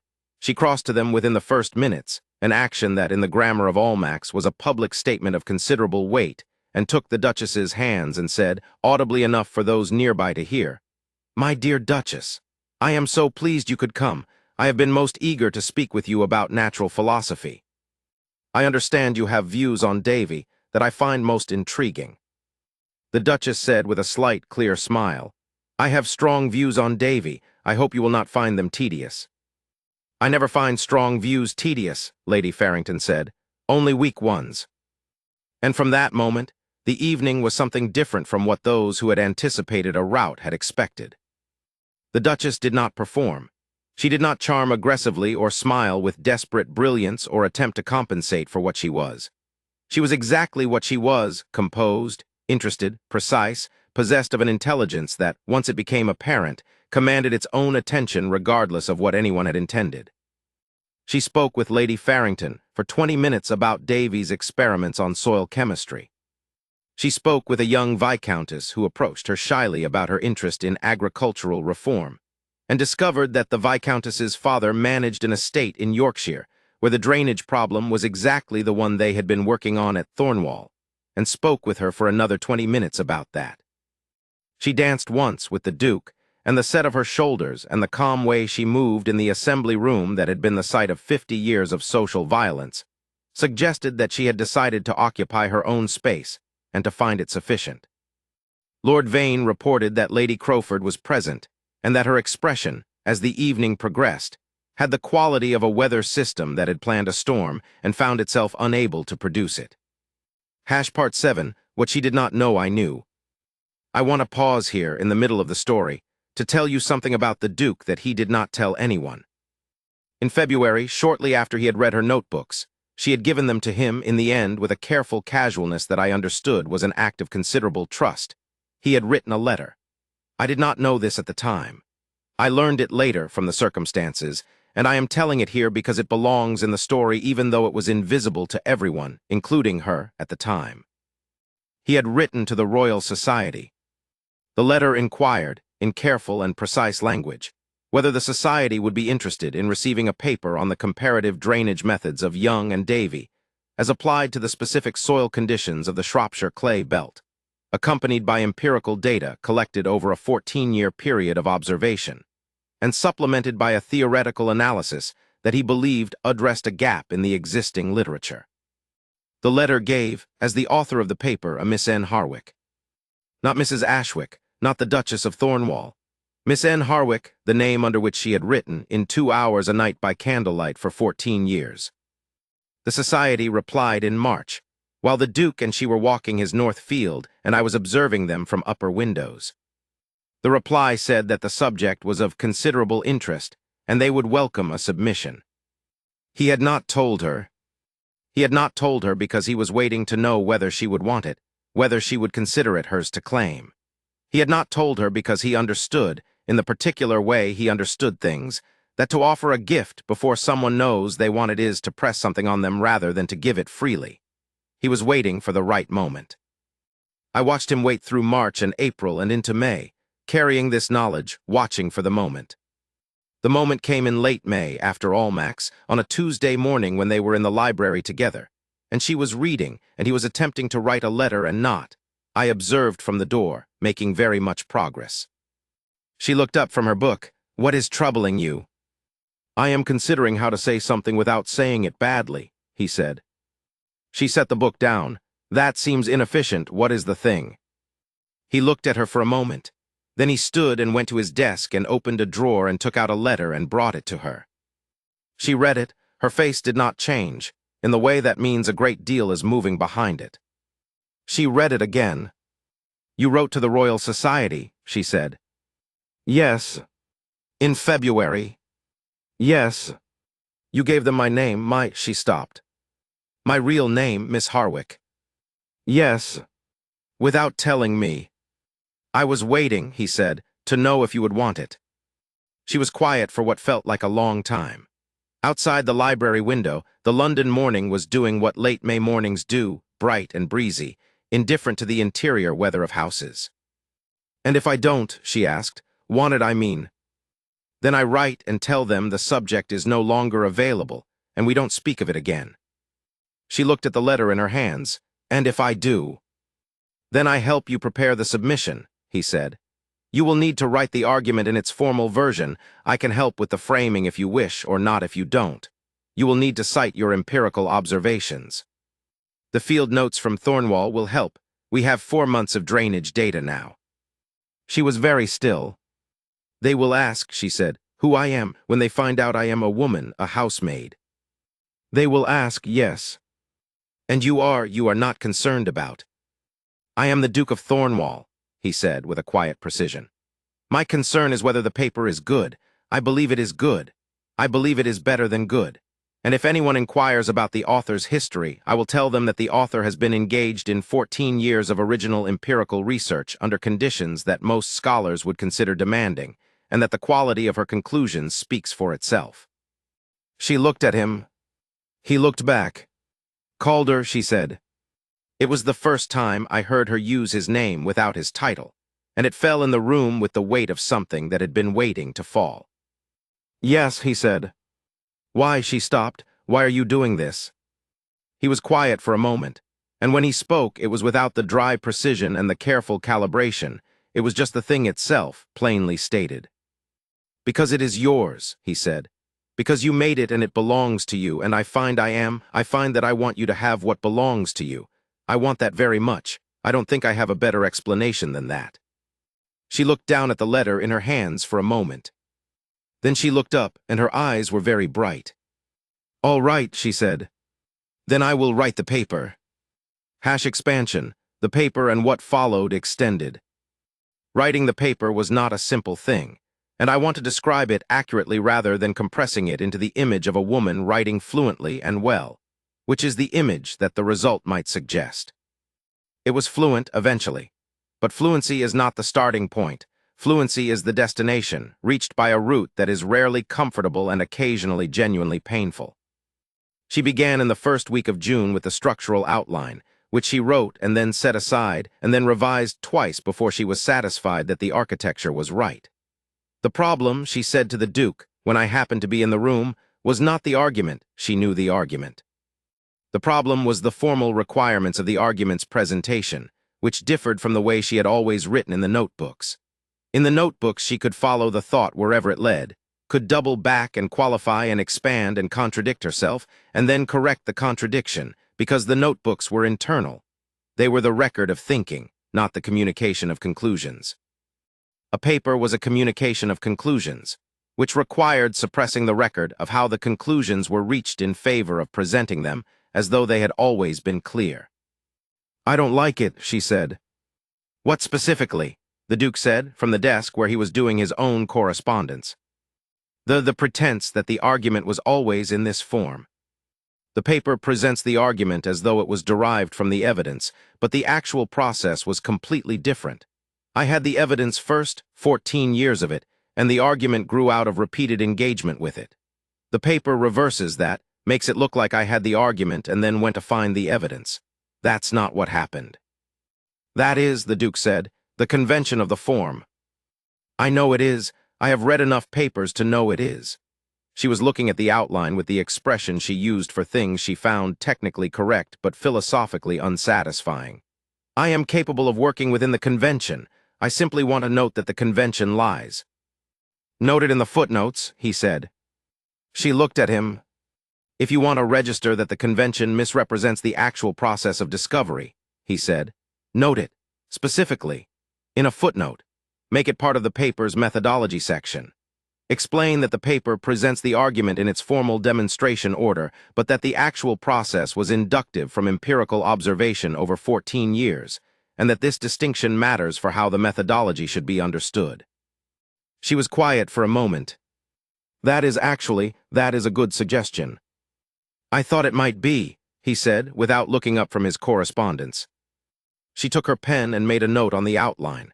And then she began to write, and the writing, after that, went considerably more easily. There were 3 significant drafts. The first draft was the one she produced in the first 2 weeks of June, which was substantially complete as an argument, but which was, as she put it when she gave it to the Duke to read, still too much notebook. She meant that the prose retained the quality of the exploratory, self-qualifying, digressive voice she used in the notebooks. A voice that was, she said, honest to the way thinking worked, but that in the context of a formal paper read as meandering. He read it in an evening. The following morning over breakfast, he gave it back with a single piece of paper on which he had written, in his precise hand, approximately 12 questions, not criticisms, not corrections, but questions. Questions about specific places in the argument where the chain of reasoning could be made more explicit. Questions about the evidence citations. One question about whether a particular assertion in the theoretical section was doing the work she thought it was doing, or whether she was relying on the reader to make a logical leap she should be providing. She read the questions at the breakfast table. She read them twice. These are good questions, she said. I have a reasonable grasp of logical structure, he said. The content is yours. I am simply noting where the structure might be made more legible. The question about the 3rd paragraph of Section 2, she said. You're right. I'm relying on the reader. I should provide the step. I thought so. But I wasn't certain. I don't have your detailed knowledge of the prior literature, so I wasn't sure whether the step I was missing was one a reader familiar with the field would supply automatically. She thought about this. A reader familiar with Davy specifically would supply it. A reader familiar with Young but not Davy might not, since the paper is addressed to both audiences. She reached for her own pen. I'll provide the step and cite the Davy passage. That way the familiar reader can skip it and the unfamiliar reader has it. That seems right, he said. She wrote at the bottom of the list of questions, Supply step, cite Davy lecture IVP 112. And then she looked at the rest of the questions and began working through them in order. The second draft was done by the 3rd week of June and was, she said, substantially correct. She gave it to the Duke again, and this time he read it with different attention, not the structural attention of the first reading, but the full reading of a person following the argument for its own sake, as a reader would. He gave it back with 2 additional questions, one of which she agreed with and incorporated, and one of which she disagreed with. The Young rotation argument in Section 4, she said. You've asked whether the citation is sufficient. I found the leap between your evidence and the conclusion more significant than I expected, he said. I don't think it is, she said.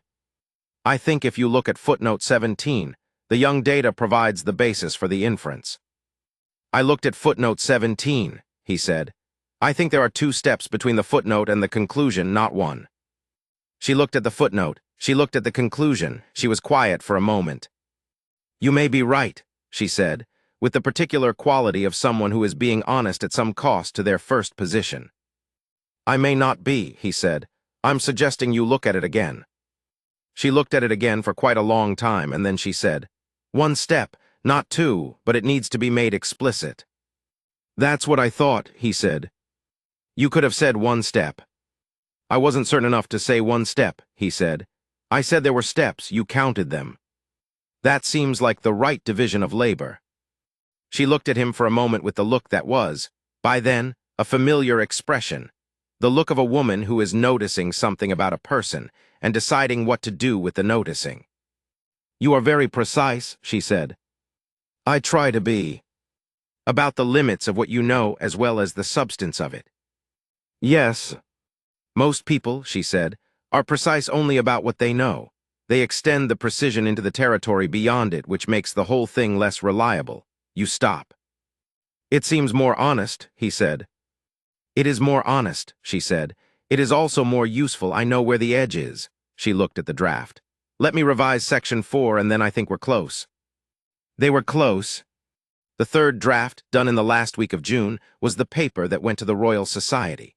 She read it aloud to herself, alone, in the library on the morning before she copied it, which I know because I passed the library door 3 times that morning and could hear her reading, in the low, clear voice she used for important things, the arguments she had made across 14 years of candlelight and silence.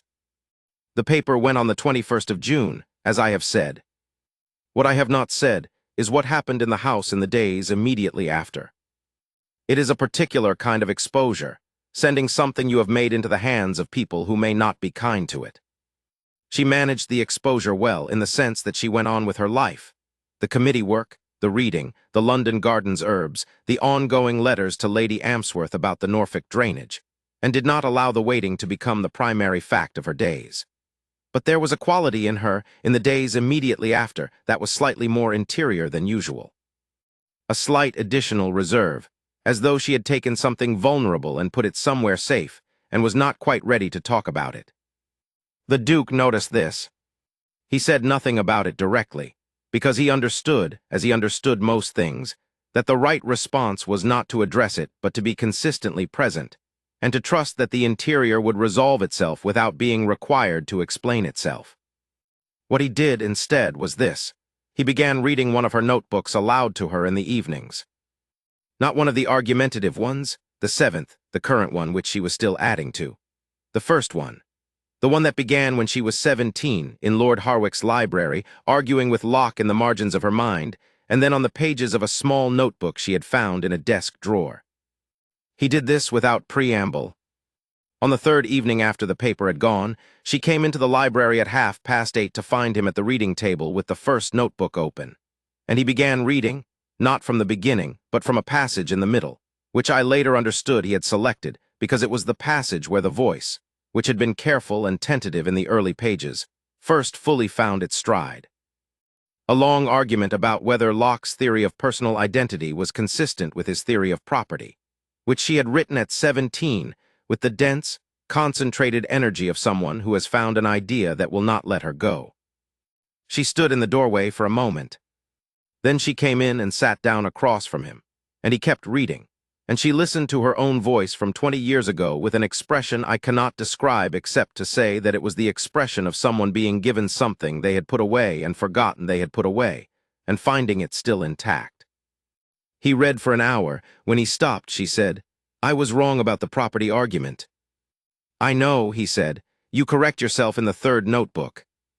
"Yes, I found a passage in Locke I hadn't read in the right light initially." "The argument you make in the 3rd notebook is better," he said. "But the argument you make here," he looked at the page. "The argument here is the one that made the 3rd notebook argument possible. It needed to be wrong in that specific way first." She was quiet for a moment. "Thank you," she said. He set the notebook down. "For what?" "For," she stopped, "for treating them as though they matter." "They do matter," he said, simply, without the qualifications or the careful framing she had heard most of her life around any claim made on her own behalf. "They do matter, full stop." She looked at him for a long moment. "I know," she said. "I am still learning to believe it." The reply came in August, as I have described. The scene in the estate office and the hands and what was said. I want to add one thing to that description, which is what happened later that evening. They dined that evening, in the way they always dined together in the dining room, with the August evening coming in through the windows and the house in its summer quiet. But the dinner had a quality that was different from the ordinary dinner, which I noticed from the sideboard, and which I think was the quality of two people who are both aware that something has happened, and who are together in it, not performing their awareness, but simply both present in the same room with the same understanding.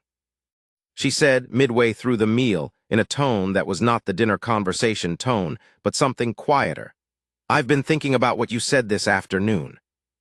"Yes," he said. "About choosing it. Choosing this, choosing the marriage, as a choice rather than an accommodation." "Yes. I have been choosing it," she said. "I want you to know that. I've been choosing it for quite some time. I don't think I realized it while it was happening. It was gradual enough that I didn't have a moment where I decided. But looking back," she considered. "Since February, I think. Since the conversations in the library about the drain project in Montaigne, and since you asked to read the notebooks, I was choosing it. I didn't frame it that way until this afternoon." He was very still. "And now," he said. "Now I am framing it that way," she said. "I am saying I choose this. I am choosing it with full comprehension of what it is and what it isn't and what it may become. She looked at him directly. I wanted to say it more specifically than I did this afternoon because this afternoon I was somewhat not entirely myself. The letter. I understood, he said. I know, but I wanted to say it when I was entirely myself. She looked at him steadily. I choose this. He said nothing for a moment. Then he said, I have been choosing it since January. She looked slightly startled. January. The morning you arrived. You looked at Thornwall and I couldn't see your face from where I was standing. You had your back to me, but I could see the quality of the looking. He paused. You were not intimidated. You were not performing ease. You were simply looking, attending, trying to understand what the house was before deciding anything about how you felt about it. He looked at the table. I found that it struck me. That is a very small basis for. It was the beginning, he said. Not the whole is everything since, but that was, yes, January, the morning. She absorbed this. You didn't say anything. It was January, he said. You had been in the house for 4 hours. She looked at him with a private, clear look. No, she said. I suppose that would have been premature. Somewhat, he agreed. And they went on eating dinner in the quiet summer dining room, with the evening light on the stone, and the fields visible through the long windows, and the paper with its name on it sitting in the estate office, claimed, real, and waiting to go out into the world. Part 8, June. She wrote the paper in June. She wrote it in the library in the mornings, while the London summer came in through the windows. She wrote with the concentration of someone who has been thinking about a thing for years, and is now finally being given the room to write it. The Duke reviewed the drafts, not, I observed, to improve or correct, but to ask questions that deepened the argument, to suggest where the evidence could be more precisely cited, to point out where the logical movement from premise to conclusion could be tightened. They were good at this together. I was aware of this without being able to fully articulate why. There was something in the quality of the argument when they were both working on it, a precision and a confidence that each seemed to find in the presence of the other. Lord Vane came to dinner on a Thursday in the first week of June, and found them at the library table with drafts spread between them, and neither of them immediately aware that time had passed. Dinner, Vane said from the doorway. They both looked up. Dinner, the Duke repeated, with the expression of a man returning from somewhere else. You have been in here since noon, Vane said. It is 7:30. She looked at the window, and then at the Duke, and then at the papers between them, and she smiled, fully, naturally, with the quality I had first seen at that dinner when Vane told her the Duke had spoken well of her. We lost track, she said. Yes, the Duke said, we did.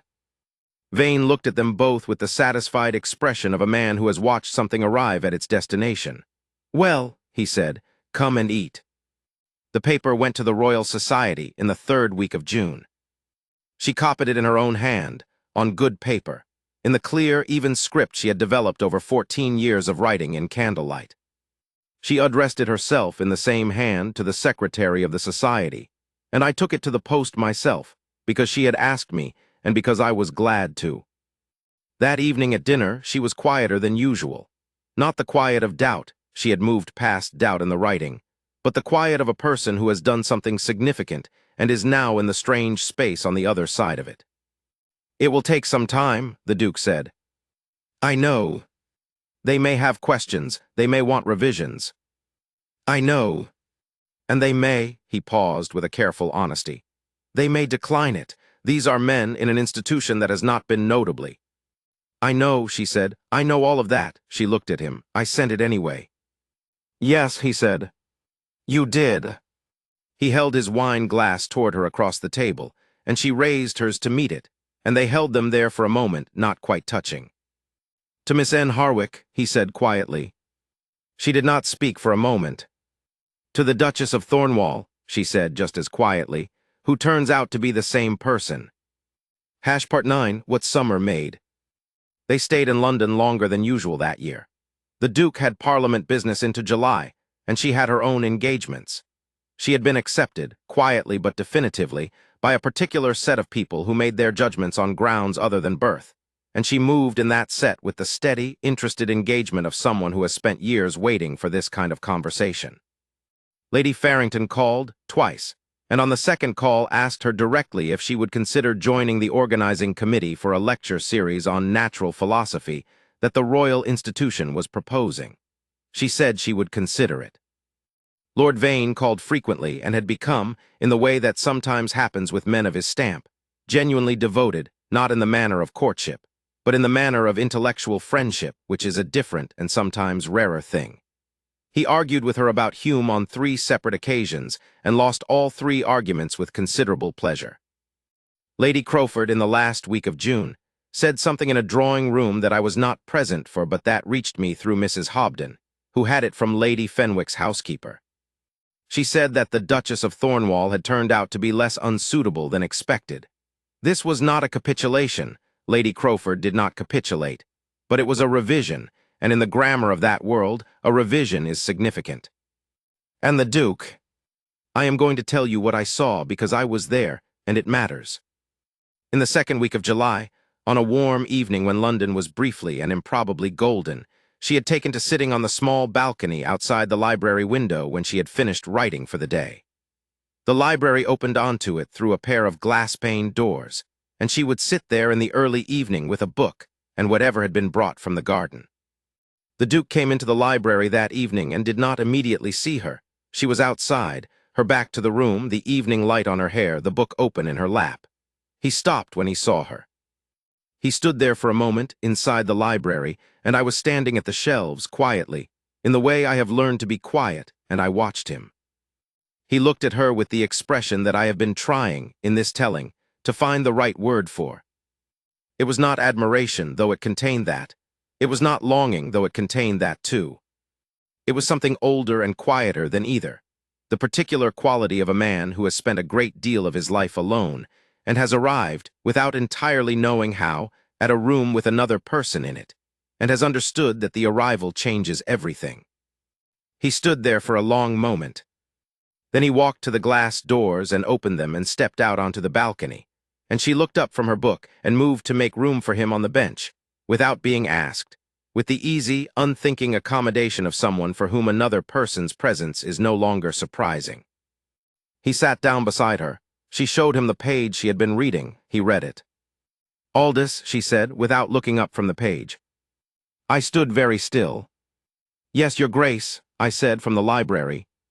She turned and looked at me through the glass doors. "Good evening," she said. "I suspect you have been standing there some time." "A brief time, Your Grace." The Duke looked up from the book. He caught my eye with the small, precise look that is his version of amusement. "Good evening, Aldous," he said. "Good evening, Your Grace." I set down the thing I had been pretending to consult on the shelf. "I was just going." "Unnecessary," the Duchess said. "Bring your chair outside. We are very informal this evening." I blinked. In 31 years of service, I had not been asked to sit on a balcony with the Duke of Thornwall. "Your Grace," I said. "Aldous," she said, with the quiet, level certainty she brought to everything. "You have been standing in rooms quietly for 31 years. I think this family owes you a chair on a balcony." I looked at the Duke. He said with a gravity that was entirely genuine, "She is right. Bring your chair." I brought my chair. We sat on the balcony as the London evening went gold and then amber, and then the soft gray-blue of a summer dusk, the 3 of us, and they read and I sat, and no one spoke much, but the quality of the silence was the quality of a complete thing. Expansion. The second year and the lecture extended. The second year was different in kind from the first, not in degree. It is a distinction worth making. The first year had the quality of a thing being established, a new set of relationships, a new household dynamic, a new social position, all of it requiring active navigation and occasional management and the particular kind of energy that goes into building something from the ground up. By the second year, what had been built was built, and the energy required was the different energy of inhabiting rather than constructing. She was, in the second year, fully at Thornwall, not in the sense of having completed a transition. I do not think she experienced it as a transition, at any point, so much as a gradual extension of what was already true about her into a larger space. But in the sense that Thornwall had organized itself around her presence, as fully as it had always been organized around his. Mrs. Hobden consulted her on household decisions. Not all of them. Mrs. Hobden was too experienced and too capable to require consultation on the ordinary run of things. But on the decisions that had aesthetic or principled dimensions, the decisions where a second clear view was useful.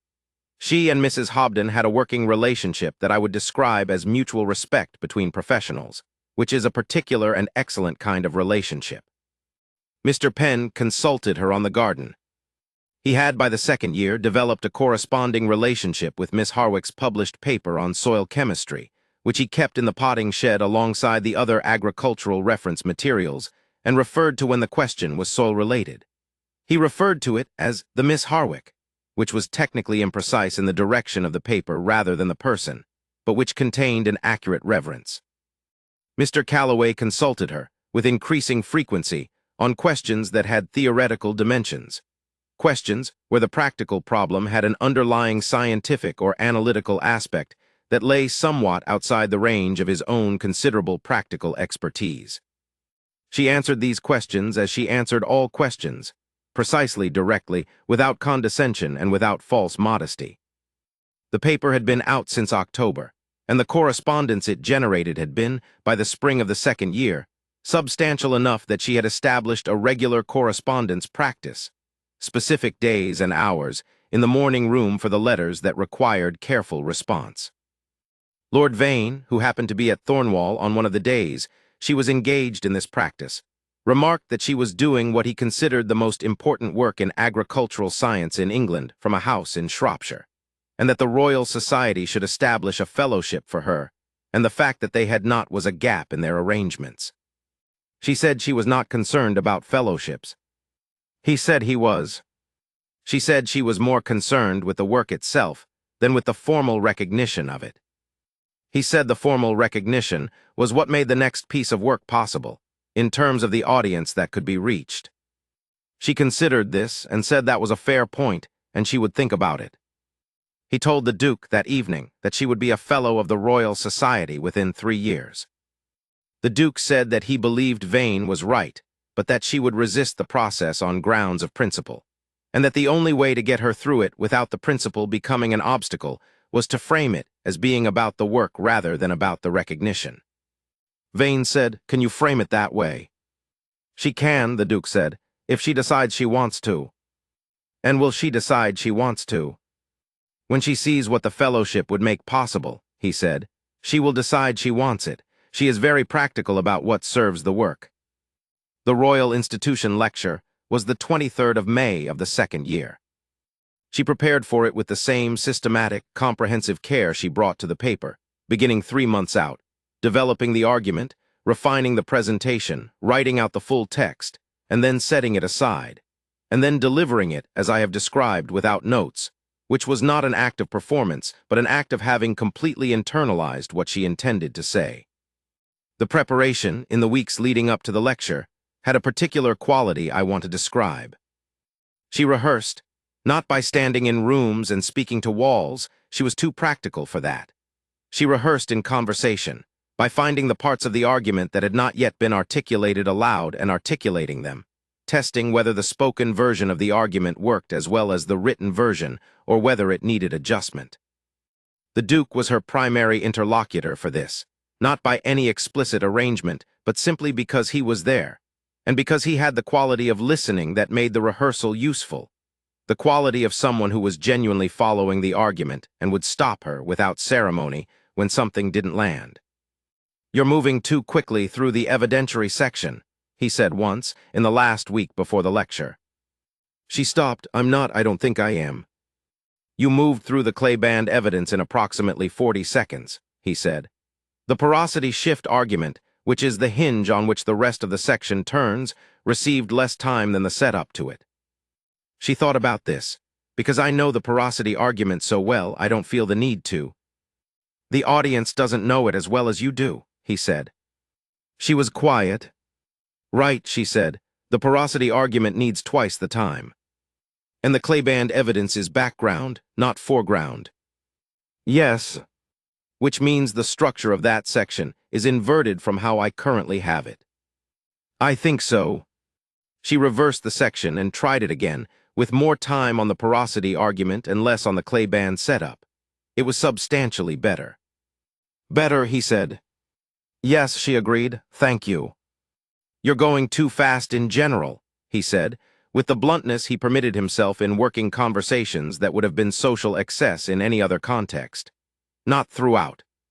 But when you get to the parts of the argument that excite you, when the logic is moving quickly and the implications are building, you accelerate, and the audience falls behind.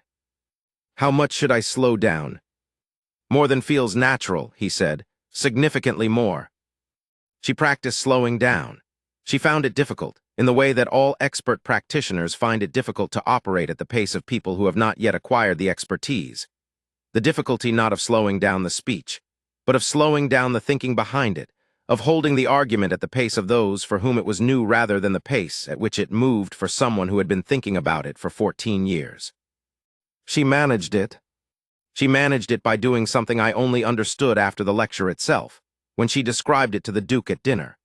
She had chosen a specific person in the audience before she began and addressed the lecture to that person, a friend of Lady Amsworth's who had been introduced to her before the event, and who was intelligent and interested but entirely unfamiliar with the technical specifics of what she was about to say. She watched that person throughout the lecture, and when she saw comprehension, she moved forward, and when she saw the slight particular expression that indicates something has not yet settled, she gave it more time. That is a very elegant solution, the Duke said. It is what good teachers do, she said, or so I've read. I don't have any experience of being taught, but I've read about it. He was quiet for a moment. You are an excellent teacher, he said. She looked at him. I have never taught anyone anything. You taught me about the Shropshire clay, he said. You taught Mr. Calloway about the porosity coefficient. You taught Lady Amsworth about her Norfolk drains by correspondence, such that she wrote and said the results were exactly what you had predicted. A pause. You taught me that I had been reading Montaigne imprecisely, which was a service I did not know I needed. She was quiet. I suppose, she said after a moment, that is teaching. It is what you do naturally, he said. You are precise, you are patient with the person you are speaking to, and you are honest about the limits of what you know while being clear about what you know within those limits. Those are the qualities. He looked at her. The lecture will be good. I think it will, she said. She said it not in the tone of false confidence, but of accurate self-assessment, the tone of a person who has done the work and knows that they have done it correctly. I think it will be very good. It was. I want to tell you about the applause. The audience at the Royal Institution's lecture on the 23rd of May was, as I have said, approximately 200 people. They were arranged in the lecture theater in the usual way, the seats rising up in tiers, the podium below, the room designed to hold the focus of 200 people on one point. She stood at that point for 38 minutes. She stood with the natural authority of a person who is fully inside what they know and is sharing it without performance, without the elaborate machinery of public presentation that some speakers deploy, without the self-consciousness of someone who is aware they are being watched. She simply said the things she knew, in the voice she used for things she knew, clearly and at the right pace, and with the specific quality that I would call intellectual generosity. The quality of a person who wants the audience to understand, who is actively working to produce understanding rather than simply delivering content. The applause at the end was the kind that is not social obligation. Social obligation applause begins promptly, at full volume, and has a slightly mechanical quality, every person doing the right thing in the right way because it is required. What happened in the lecture theater at the end of her 38 minutes was different.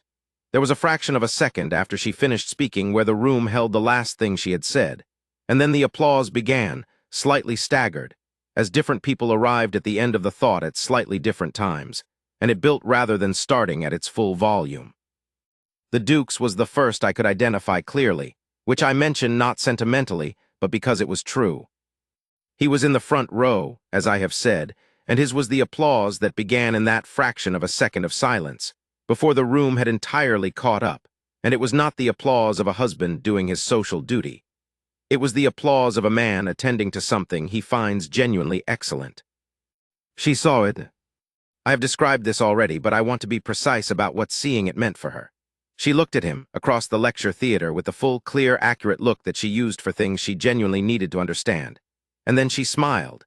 And the smile was the one that belonged to him, the private one, the full one, the one that changed her whole face. And it lasted only a moment because the room was applauding and she was required to receive it. But the moment was complete. Lord Vane, standing at the back of the room, said afterward that he had been watching the Duke watching her, which is an excellent position from which to understand the full weight of what had happened in the past year.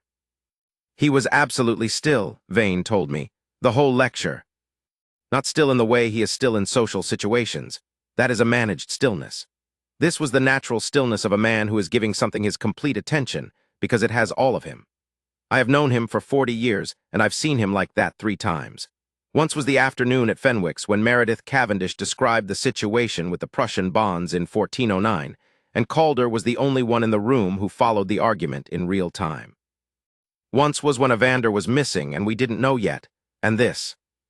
He paused. She has all of him, Vane said. I want you to know that. It should be said aloud so that someone has said it. Yes, I said, I know. He would not say it, not in those words. No, but she knows. Vane considered this. Does she? I thought about the moment in the lecture theater, and the private smile, and the estate office in August, and the balcony in July, and February in the North Field, and January in the library, and the Montaigne left on the desk before 7 o'clock. Yes, I said, she knows. The 3rd year, which is the year in which I am writing this account, has had the quality of a thing fully arrived.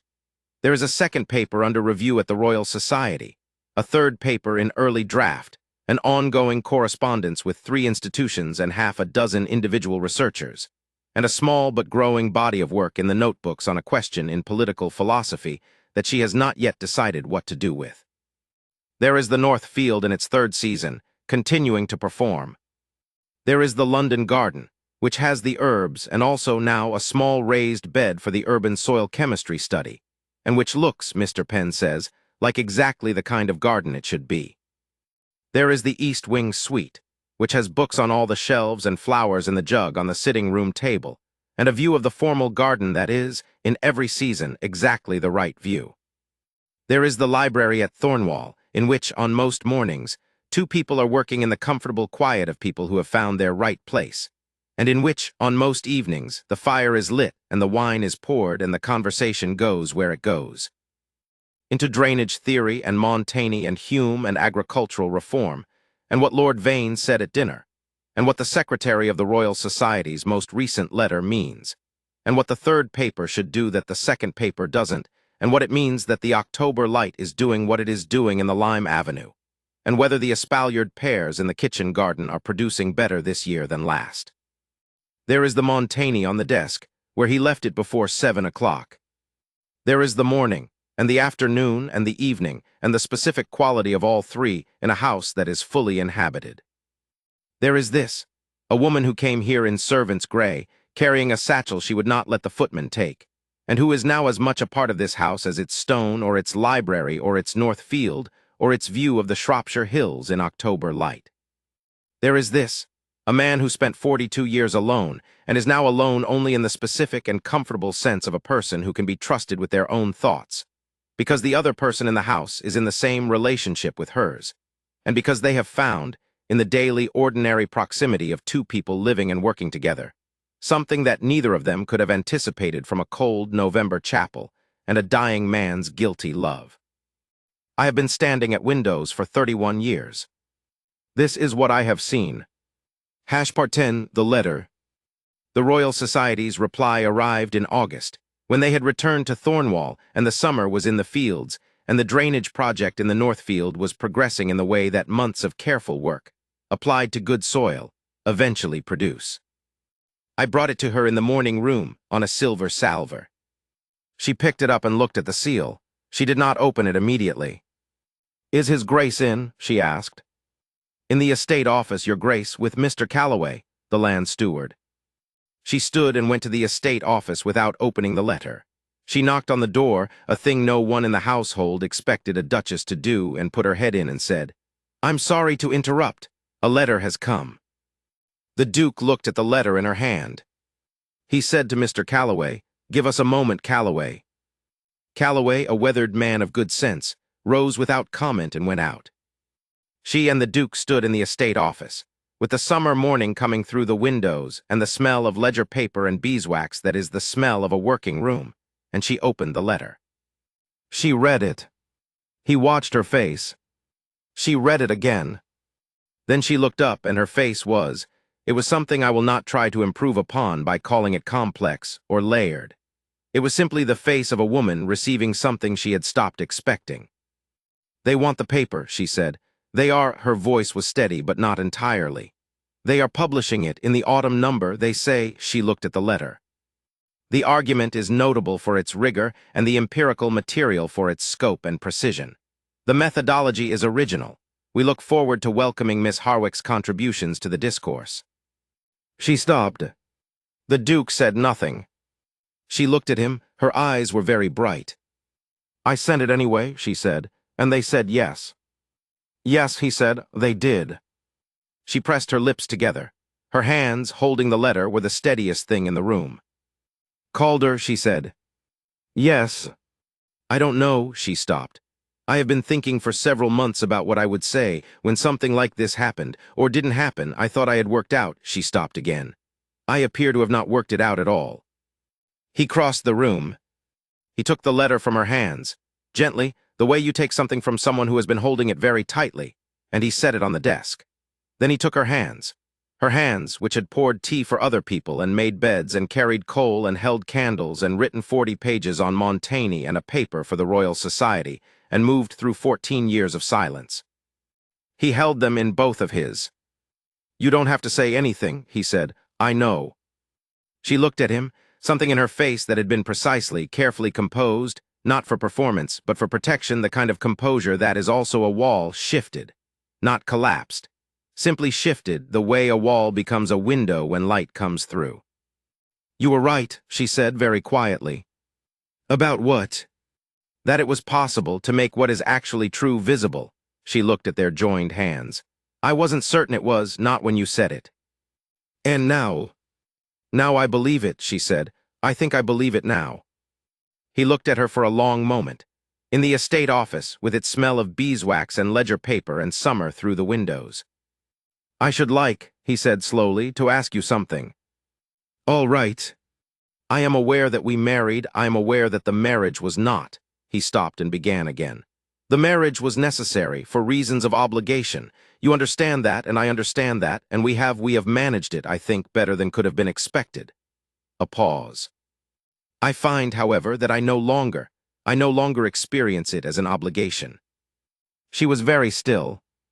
"I experience it," he said, as the most significant thing in my life, as the person to whom I most wish to speak when I have a thought worth speaking, as the person whose absence from a room I notice immediately, as the person who—" He stopped. "I am making a rather poor account of this." "You're not," she said.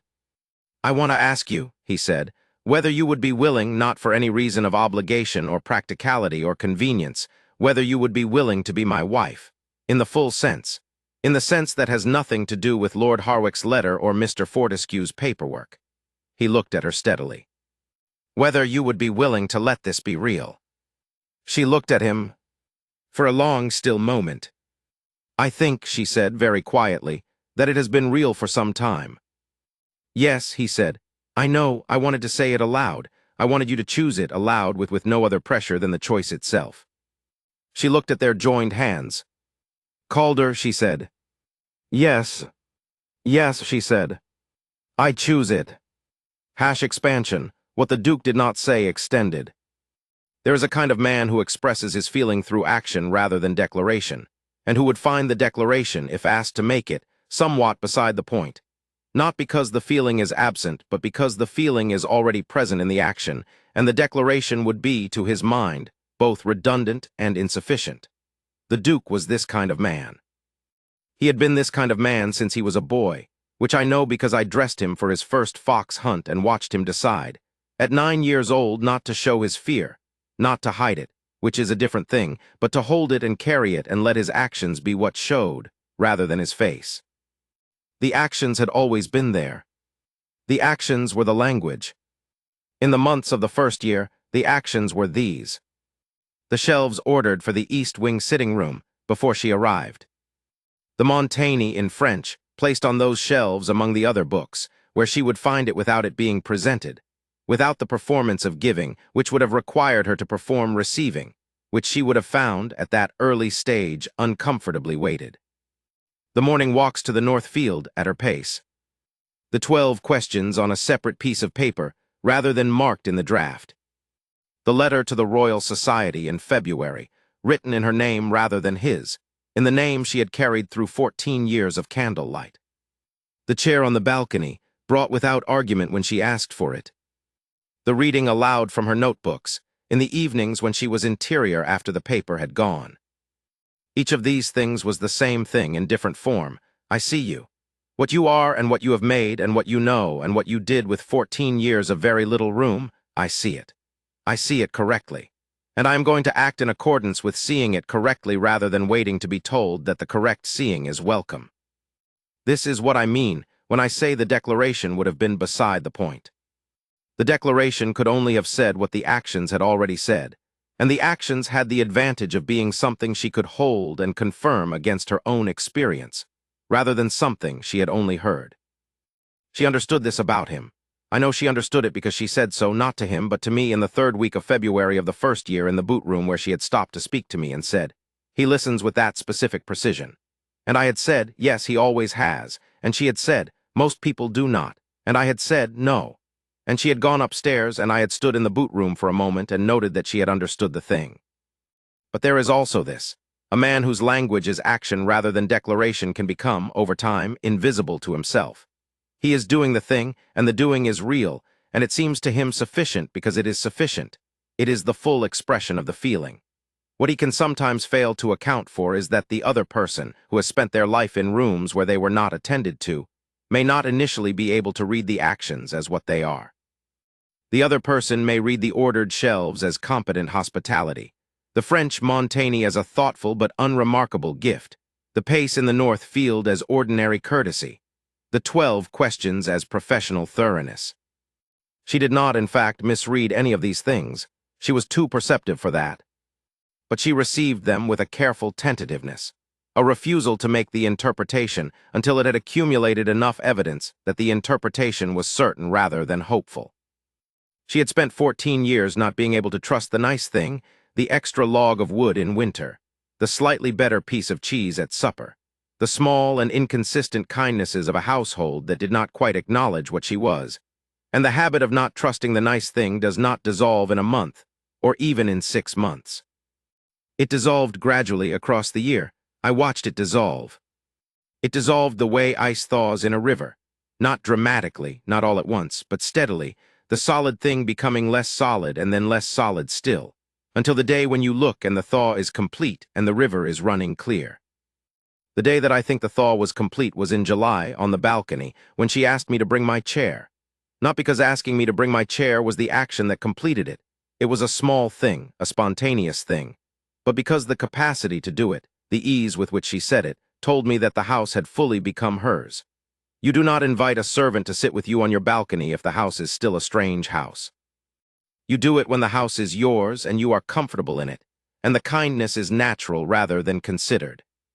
She was comfortable. She was home.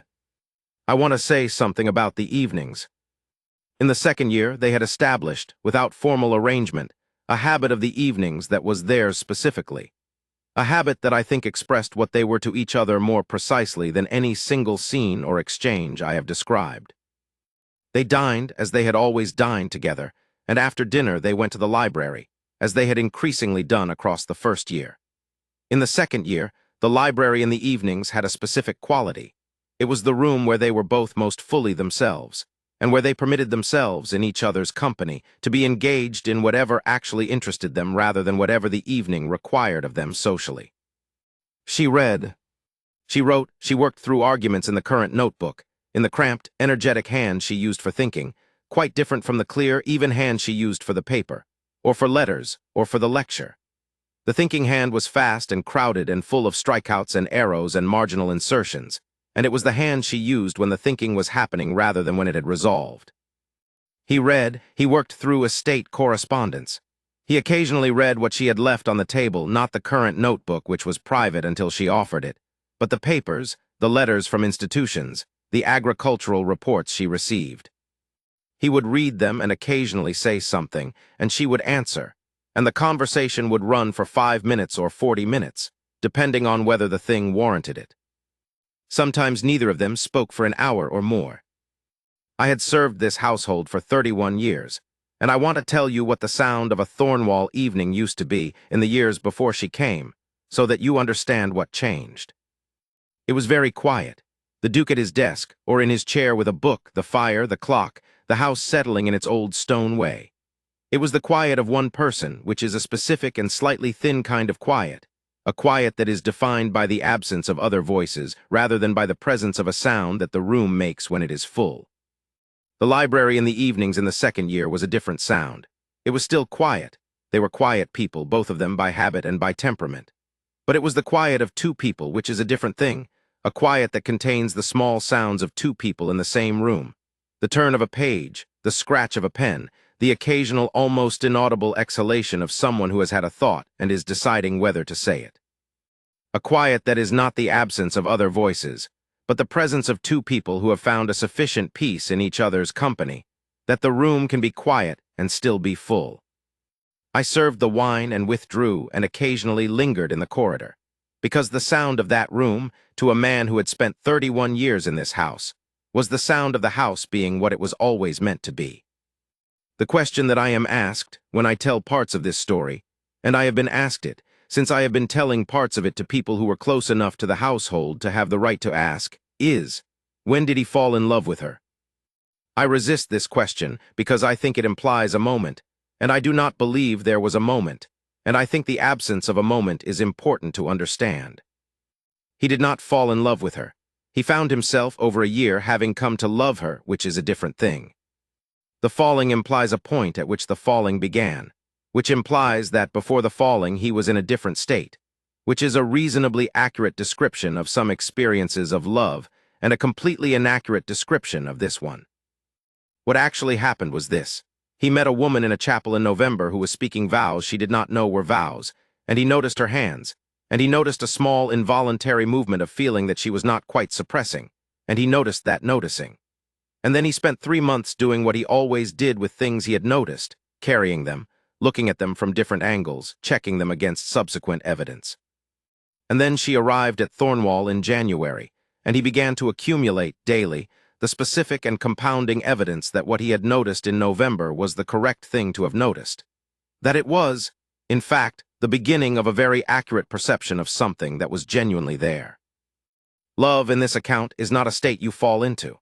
It is a conclusion you arrive at through rigorous observation. It is what happens when you pay very close attention to a specific person for a long time, and you discover through that attention that the person is extraordinary, not because you wish them to be, not because you needed them to be, not because it would be convenient for them to be, but because they simply are. He paid attention. She was extraordinary.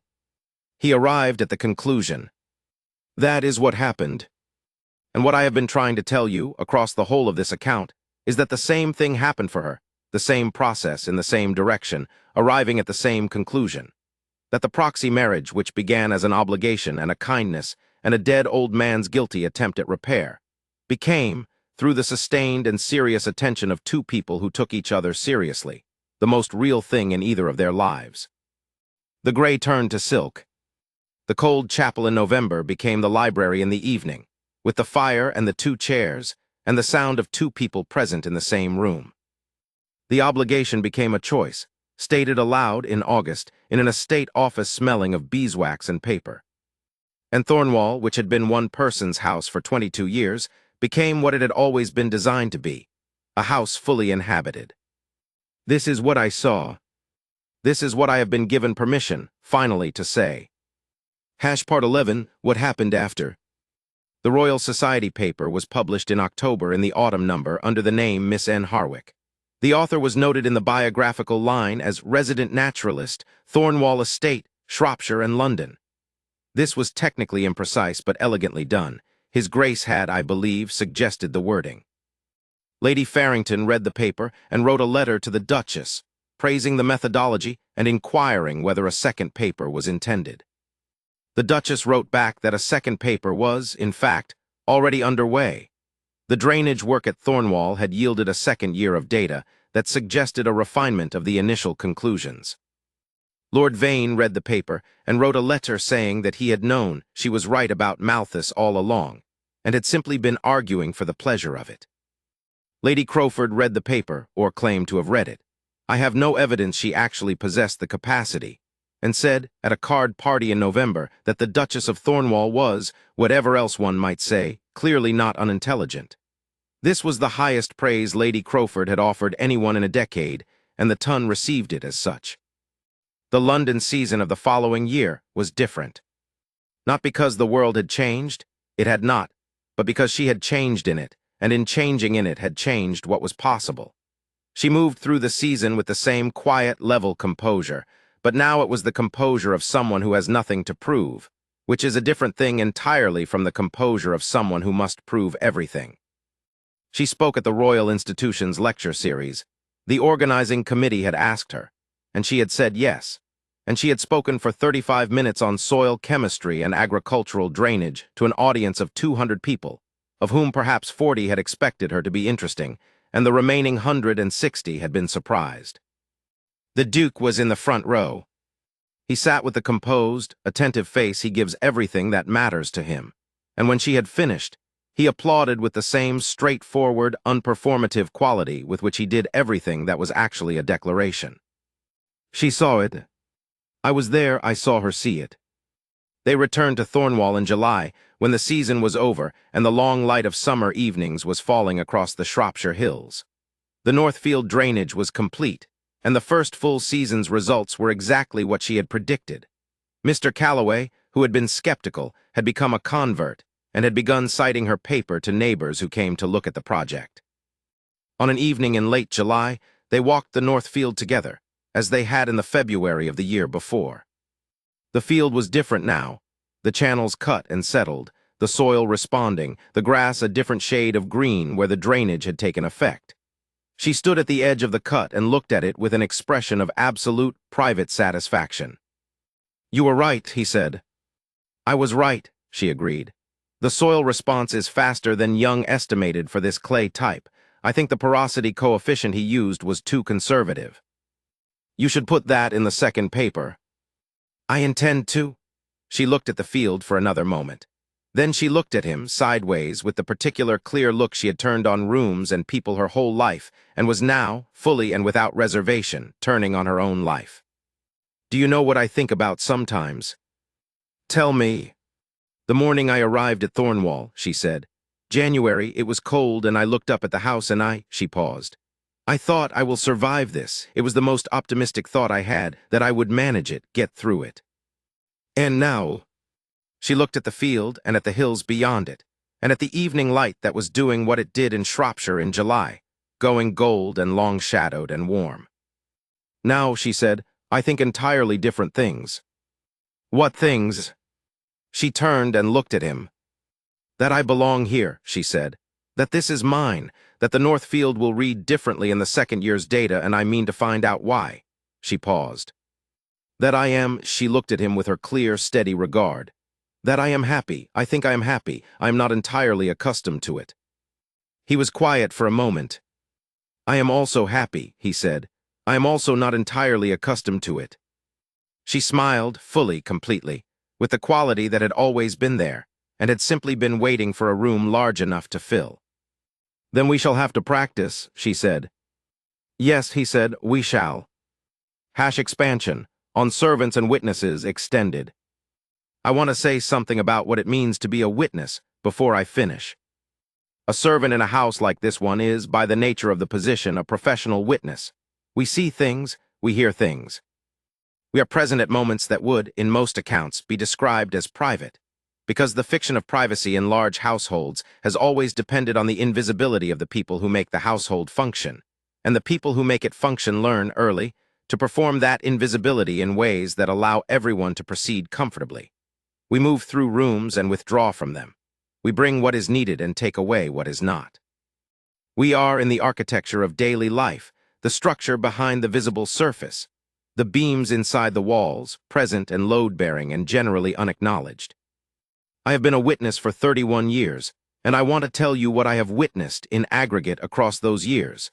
Not the specific scenes of this story, which I have described as accurately as I can, but the larger pattern, the thing that all of it together adds up to. I have witnessed a man of considerable capacity and considerable loneliness serve his house and his obligations, and his code with the steady, unsentimental thoroughness of someone who has decided that this is what his life is, and who has made a sufficient peace with that. Not a resigned peace, not the peace of someone who has given up, but the peace of someone who has assessed the available conditions and organized their life to make the best of them. I have witnessed, in the year I have described, that peace being replaced by something else. Something larger and less organized and requiring, I think, more of him than the peace did, because it required him to be uncertain in ways that the peace did not. The peace was certain. It knew its own dimensions. What came after the peace was less certain, and in that uncertainty was both the difficulty and the fullness of it. I have witnessed a woman move through circumstances that were specifically designed, by the world she had the misfortune to inhabit, to diminish her, to make her small, to make her invisible, to ensure that what she had and what she was, and what she could do remained unknown, unexpressed, uncounted. I have witnessed those circumstances fail, because what she had and what she was, and what she could do were of a quality that could not, over time, remain unknown to anyone who was paying the right kind of attention. I have witnessed the right kind of attention being paid. This is, in the end, what the story is about. Not the proxy marriage, though the proxy marriage is the mechanism. Not the ton's hostility, though the ton's hostility is the obstacle. Not the paper, though the paper is the proof. The story is about what happens when someone who has never been fully seen, who has spent 14 years learning to be present in rooms where she was not supposed to take up space, encounters someone who looks at her and sees correctly. And what happens in consequence to both of them. I want to be precise about what seeing correctly means in this context, because it is possible to hear it as a sentimental notion, as though it means simply finding a person lovable, or appreciating them, or thinking well of them. That is not what I mean. Seeing correctly means this: seeing what is actually there, rather than what convention says should be there, or what would be convenient to see, or what you have been told to expect. It means looking at a housemaid in a cold chapel and seeing a woman of serious intelligence and quiet strength, because that is what is there, regardless of the gray gown and the borrowed name and the circumstances that have kept her invisible until now. It means looking at a man of considerable, forbidding rank and reputation, and seeing the specific and careful quality of his attention, the specific and genuine character of his sense of obligation, the specific way his interior life is organized around what he considers worth caring about, because that is what is there, regardless of the social surface. They saw each other correctly. That is what the year was, that is what the story is. I am an old man, and I have seen a great many things, and I do not think the capacity for correct seeing is as common as we might wish. I have seen people look at other people and see only the category, the servant, the duke, the housemaid, the scandalous match, and miss entirely the person inside the category. The category is the surface. Seeing correctly requires going past the surface to the actual person, and actual persons are, in my experience, considerably more various and surprising and interesting than their categories suggest. She was surprising. He was, in the right light, surprising too, though the surprise was less visible, because he had the category's protection. The category of duke, of great estate, of forbidding reputation, obscures the interior in a particular way. It makes the interior look like simply more of the exterior, more formidable, more cold, more controlled. The interior was not more of the exterior. The interior was the 12 questions on a separate piece of paper, and the French Montaigne, and the letter to the Royal Society written in her name, and the chair brought to the balcony without argument. I have been trying to find, across this account, the right word for what the interior was. The closest I have come is this. The interior was a man who had always been going to do the right thing, and who found, to his considerable surprise, and then to his considerable gratitude, that the right thing had turned out to also be the thing that made him most fully himself. He did it for obligation. He stayed for something else entirely. That is the story told by the one person who was present for all of it, from the cold November chapel to the warm October library, from the gray gown to the white silk to the gray gown again and back to the silk, from the beginning to this. The house in autumn light and two people in it, and the Montaigne on the desk. She asked me, when she gave me permission to write this account, what I thought was the essential thing, the thing that, if I had to choose one, explained everything else. I thought about it for a long moment. "The chair," I said. She looked at me. "The chair on the balcony." "Yes." "Why?" "Because," I said, "it was the moment when you treated me as a person in this house rather than a function of it. And that the way you do that with everyone, with Mr. Penn and Mrs. Hobden and the under-housemaid Kitty and Mr. Calloway and Lord Vane and every person who has come into this house, that is the essential thing. Not the paper, not the lecture, not the argument with Hume." I paused. "Those are what you can do. The chair is who you are." She was quiet for a moment. "I was a housemaid for 14 years, she said. "I know what it is to be treated as a function." "Yes," I said, "that is why you don't do it." She looked out the library window at the Thornwall Park in October. The beeches were doing their October thing with the light. "What do you think he would say," she said, "if you asked him the same question, the essential thing?" I thought about it. "The notebooks," I said. He would say the notebooks, because that is where he first understood the full scale of what he was looking at. Not the one scene, not the dinner, or the north field, or the balcony. The notebooks, read over an evening in February as a whole. She was quiet. "He told you that," she said. "Not in so many words," I said. "I inferred it." She was quiet for a moment longer. "He should tell me," she said. "I mean, he has told me many things, but that specific thing I would like to know." "You could ask him," I said. She smiled, the real one. "Yes," she said, "I suppose I could." She closed the notebook she had been writing in and set down her pen and stood up. "I'll go and ask him now," she said. And she did. And what he said, I do not know, because I was not in the room for it, and some things are not for witnesses. Some things are only for the two people in them. That, too, is as it should be. Aldous Pembridge, valet to the Duke of Thornwall, **. Thornwall, October the 4th. Thus ends the account. I am telling you this at Thornwall, on an autumn morning in the 3rd year. Outside the library window, the lime trees in the avenue are turning, as they turn every year, and the light is doing what October light does in Shropshire, and there is a domestic quiet in the house that is the quiet of a place that knows itself and is content. The Duchess's second paper is being prepared for submission. The first paper has been cited in 3 subsequent works in the Royal Society transactions, which is something that does not happen to papers that are merely polite gestures toward interesting ideas. The Royal Institution has asked her to give a second lecture. Lord Vane lost his 4th argument with her last week and has taken to calling her the most rigorously correct person in England, which is his way of paying a compliment he would find excessive to say plainly. Lady Crowford, at a dinner in London in the spring, said within her hearing that the Duchess of Thornwall was quite extraordinary, without any qualifying whatever else one might say. The Duchess thanked her pleasantly and moved on, which is, I think, exactly the right response to a victory you have not spent much energy pursuing. The Duke this morning came into the library at 7 o'clock before she was awake and left something on her desk. I do not know what it was, I saw it only briefly. It was a small, very old book. I believe it was a second French edition of Montaigne from an earlier century than the one she already owns. I believe he has been looking for it for some time. He did not leave a note with it. He did not need to. I have served the Duke of Thornwall for 31 years, and I have seen him afraid exactly twice. The first time was grief, and it was real, and it changed him in the ways that grief does. The second time was the morning of his wedding, a ceremony he attended believing it to be one thing and found later to be another. What I know from watching these past 2 years is what that fear was made of. It was not the fear of obligation poorly met, or the fear of social consequence, or the fear of what the ton might say. It was the quieter, older fear of a man who has been alone for a long time and is about to be not alone, and who is not certain he knows how to do that, or whether what he has to offer is worth offering. He need not have feared. He offered what he had.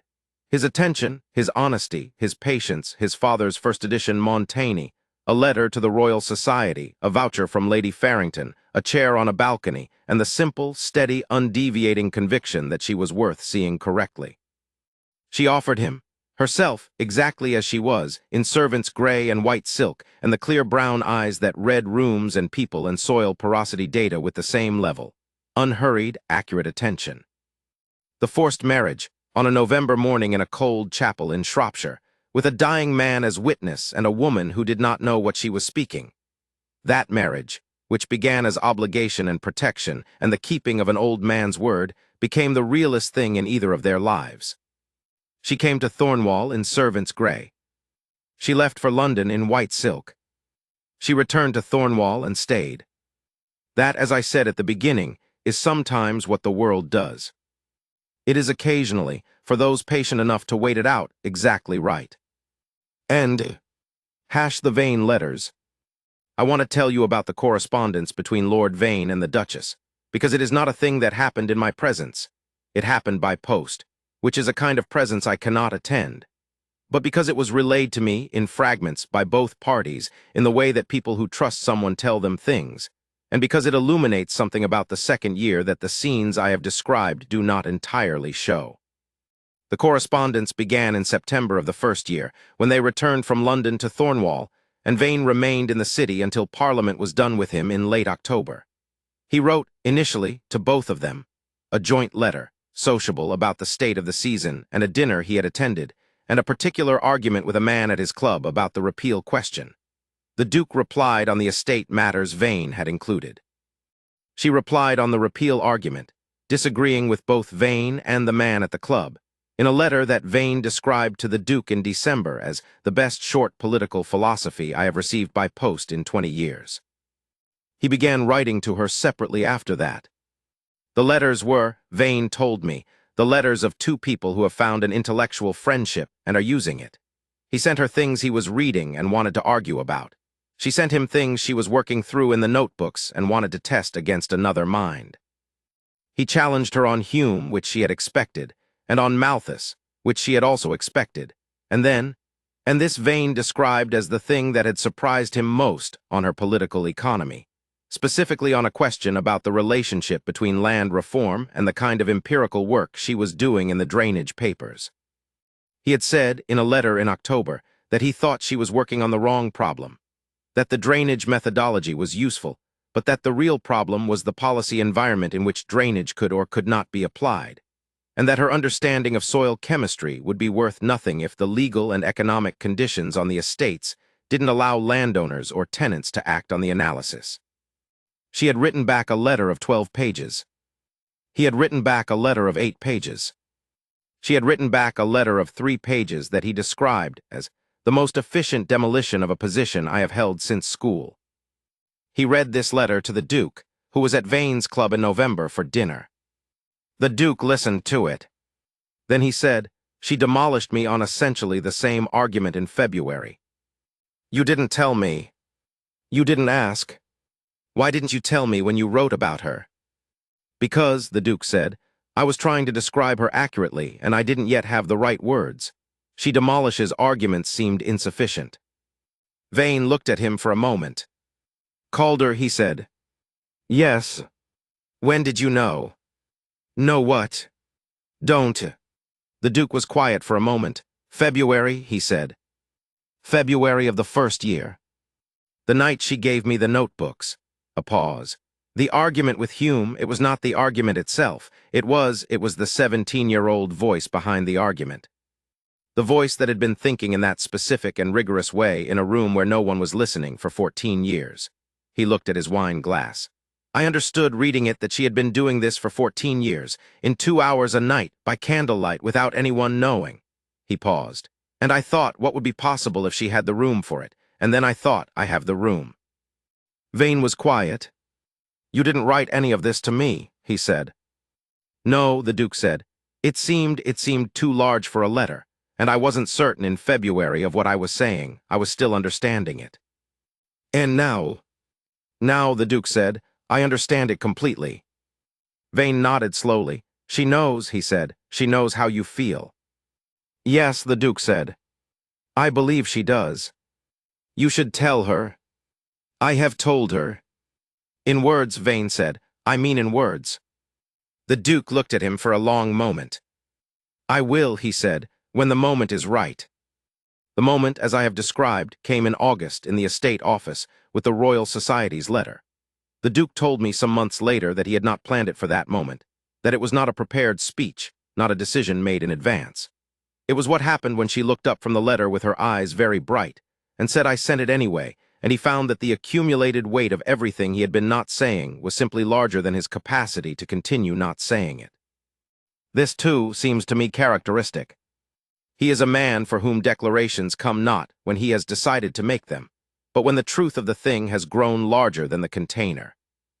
It is a very particular kind of honesty.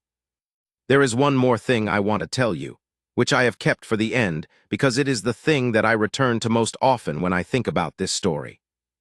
In the third week of October of the third year, the October I have mentioned, the one in which I am writing this account, she came to me in the corridor outside the library with the particular quality of someone who has been thinking about something for a while and has decided to say it. Aldous, she said, Your Grace, I want to ask you something, and I want you to answer honestly rather than appropriately if the two things differ. They rarely differ from me, Your Grace. She smiled briefly. I want to ask you what you thought in November when you came to Harwick with him, when you saw me in the chapel, what you thought.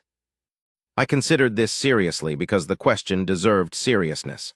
I thought, I said, that you were the kind of person who would not be visible in the usual way, and that I was glad he was the kind of person who would see past that. You thought that immediately. I noticed the way you held your hands, I said. When you were speaking the words you didn't know were vows, the small movement of your hands, and I noticed that he saw it. I paused. When a man of his particular quality of attention notices something like that, something small and involuntary and honest, it means something. It means the person has landed in his attention in a genuine way, not the surface of them, the interior. She was quiet for a moment. I didn't know anyone saw that, she said. I did, I said, and he did. She looked at me for a moment. It was difficult, she said. That morning, I had been told it was a formality. I had been told the words were required language, but the words, they were the words of the service, and I knew the words of the service, and I found that I could not speak them without, she stopped, without some feeling. Yes, I said. I didn't understand why at the time. I thought perhaps it was simply the gravity of the situation in general. The old man, the dying, she was quiet. I understand it better now. What do you understand? She looked down the corridor, toward the library door, and then back at me. That some things know what they are, she said, before the people in them do. I thought about this. Yes, I said, I believe that is true. She nodded once and went back into the library. I stood in the corridor for a moment, in the way I have stood in corridors for 31 years, and thought about the cold chapel in November and the warm library in October and everything that had moved between them. All the actions and conversations and letters and walks in the North Field and evenings, by the fire and arguments about Hume and chairs brought to balconies and books left on desks before 7 o'clock. Some things know what they are. Yes, I believe that is exactly right. Hash on the North Field in the third year. There is something I want to say about the North Field in the third year, because the North Field is, in some ways, the truest emblem of everything I have been describing. It began as a practical problem, a drainage problem, a problem of clay-band soil that waterlogged in the wet months and baked to cracking hardness in the dry ones, a problem that the current field configuration could not address without the theoretical framework to understand why the standard approaches had failed. It was the kind of problem that a land steward like Calloway could observe and describe for years without solving, not because he was not capable, but because the solution required a kind of knowledge that combined empirical observation with theoretical analysis in a way that neither his practical expertise alone nor the available written sources on their own could provide. She solved it. She solved it with 14 years of observations made in a library that was not her library, in notebooks that were not meant to be seen, about problems she had no practical reason to be solving, because the Shropshire clay belt was not her responsibility, and the Harwick estate's drainage was managed by people who would not have thanked her for her analysis. She solved it because she was curious, and because she was rigorous, and because 14 years of very limited practical scope had not in any way limited the scope of her thinking. In the third year, the North Field looked like this. The grass was a consistent, even green across the whole of the field, where before it had been patchy, brilliant green on the raised portions, yellowed and sparse on the wet areas that drained badly, the alternating pattern that indicates inconsistent water distribution in a heavy clay soil. The channels were bedded in and barely visible. The turf had grown back over the edges, the channels having done their work of redistributing the underground water load across the field rather than allowing it to concentrate in the low areas. The soil sample that she had taken in October at the end of the third season showed exactly the transformation the methodology had predicted. The clay structure loosening, the porosity increasing, the chemistry shifting toward the profile associated with productive rather than waterlogged soil. Mr. Calloway, showing the field to a neighbor in the last week of October, said, "Miss Harwick's methodology, you'll have seen the paper. The results are running exactly as she projected." The neighbor, a farmer named Whitwell from a property 2 miles to the north, said he had read the paper and found the porosity argument interesting, but had not been entirely convinced by the data. Mr. Calloway said, "Come and look at the data."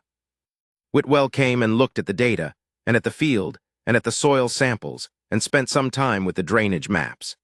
He left saying he intended to write to Miss Harwick's publisher with some questions about applying the methodology to his own north-facing fields, which had a similar clay band problem to the one described in the paper. When I told the Duchess this, in the corridor outside the library that evening, she looked at me with the expression of someone who has just received a piece of information that will require some adjustment to fully accommodate. "He's writing to the publisher," she said. "Yes, Your Grace, for the practical application questions." She was quiet for a moment. "I should write to him directly," she said. "If he has specific questions about his fields, they would be better answered by someone who can understand the specific conditions. The publisher can't do that." "I think that is very probably right, Your Grace." "Do you know his name?" "Whitwell, Your Grace. James Whitwell of Whitwell Farm, approximately 2 miles to the north on the Ludlow Road." She went back into the library, and I heard, a moment later, the sound of a letter being begun. She had written to him before the end of the evening, with 4 specific questions about the soil conditions at Whitwell Farm and an offer of a further exchange if the answers suggested the methodology was applicable. Whitwell replied within the week. The exchange of letters that followed lasted 3 months and was, she later told me, the origin of the specific section in the third paper that addressed variable clay band conditions across different soil histories in the same region. A section that the Royal Society's reviewer described, in the eventual reply, as the most practically significant contribution in the submission. This is what she is like. She does not sit in her results. She is always already looking at the next question. It is, I think, one of the things he finds most remarkable about her, that her intelligence is not a state but a practice, not a quality of being but a quality of perpetual engagement. He has told me this indirectly, in the way he tells me things, by commenting on it when it is visible, by watching it happen with the specific quality of attention that belongs to someone in the presence of something they value. He told me once in the study when I had brought the afternoon correspondence, and he was reading a letter she had left on the hall table addressed to the Royal Society's secretary. "She will never stop." "Your Grace." "The work," he said, "she will never stop. She is not the kind of person who stops." He set down the letter. "I find that," he paused. "I find that very." He did not finish the sentence. He looked at the letter for a moment and then set it in the outgoing post stack and took up his own correspondence. He did not need to finish the sentence. I knew what he meant. Winter's second year. January of the second year at Thornwall was different from January of the first, in the way that a year's familiarity makes all Januaries different from the first one you spend somewhere. The first January had been the January of learning, of understanding the house, establishing the rhythms, finding where to be and when and at what pace. The second January was simply January at Thornwall, with its particular character. The short days and the long evenings and the cold that comes in from the north across the hills, and the fires that are kept high in the main rooms while the further corridors do their best with what warmth the house can generate, and the particular quiet of a winter-bound estate that is doing the thing estates do in winter, which is rest and plan and wait. She wrote in the 2nd January with the sustained, confident focus of someone who is working on something they understand. The second paper was well underway by then. The porosity argument refined from the third-year data. The theoretical section expanded to address the variable conditions question that Whitwell's letters had raised. She wrote in the mornings and read in the afternoons, and in the evenings she was in the library. He was in the library too, in the evenings of that 2nd January, with more reliability than he had been in any previous January. Not because January was different, but because the library was, because the person in it was there. I noticed in the 2nd January that the fire in the library was always built up before either of them came in for the evening. Mrs. Hobden, when I asked, said she had instructed Thomas to do it at 5 o'clock regardless, because she had observed that by 5 o'clock in winter both of them were generally in the house from whatever afternoon activities they had been engaged in, and that the library was the room they went to, and that the room should be ready. "I notice they go there," she said. "Yes," I said. "In the evenings." "Yes." Mrs. Hobden considered this for a moment with the satisfied expression of a woman who has arranged things correctly and knows it. "The library should be ready at 5, she said, and that was all. The library was ready at 5, every evening, all that 2nd January and the Februaries and Marches that followed and the winters after those. Mrs. Hobden never referred to it again. She simply saw to it that the fire was built and the room was warm and the lamps were lit, and the library was ready, and the Duke and Duchess came to it in the evenings and spent the hours there, and the house knew what the house was for. That is what a household is at its best, not simply a mechanism for maintaining a building and a staff and the routine of a great estate. It is the structure that holds and enables the life that happens inside it. It is the attended, cared-for space in which real things occur. In 31 years, I have known Thornwall to be many things, grand, and a little lonely and functional and well-managed, and occasionally, in the summer, something approaching joyful. But this is what it is now in the 4th year, a house that holds a life, a house that knows what it is for. I am glad to have been here to see it become this. I am glad to be here still. #tracker entries, append to files after this session. #story variety tracker, new row. 11/20/20/60727. The Duke's secret bride wore servants grey to the altar and left in silk as his Duchess B, the Duke's valet, Aldous Pembridge. A maid/housemaid, 14 years at Harwick Hall. Proxy forced marriage arranged by dying grandfather. She does not know what she assigned the proud Duke of Thornwall of Ashwick, Cathedral Chapel, Harwick Hall. Right arrow Thornwall country estate, right arrow London season. The forced match became true love, brooding protective, right arrow tender devotion. No 180 min/33, 300 words. Narrator, valet witness retrospective. Film seed, West of the Divide, 1934. Stoic honor, duty turned genuine.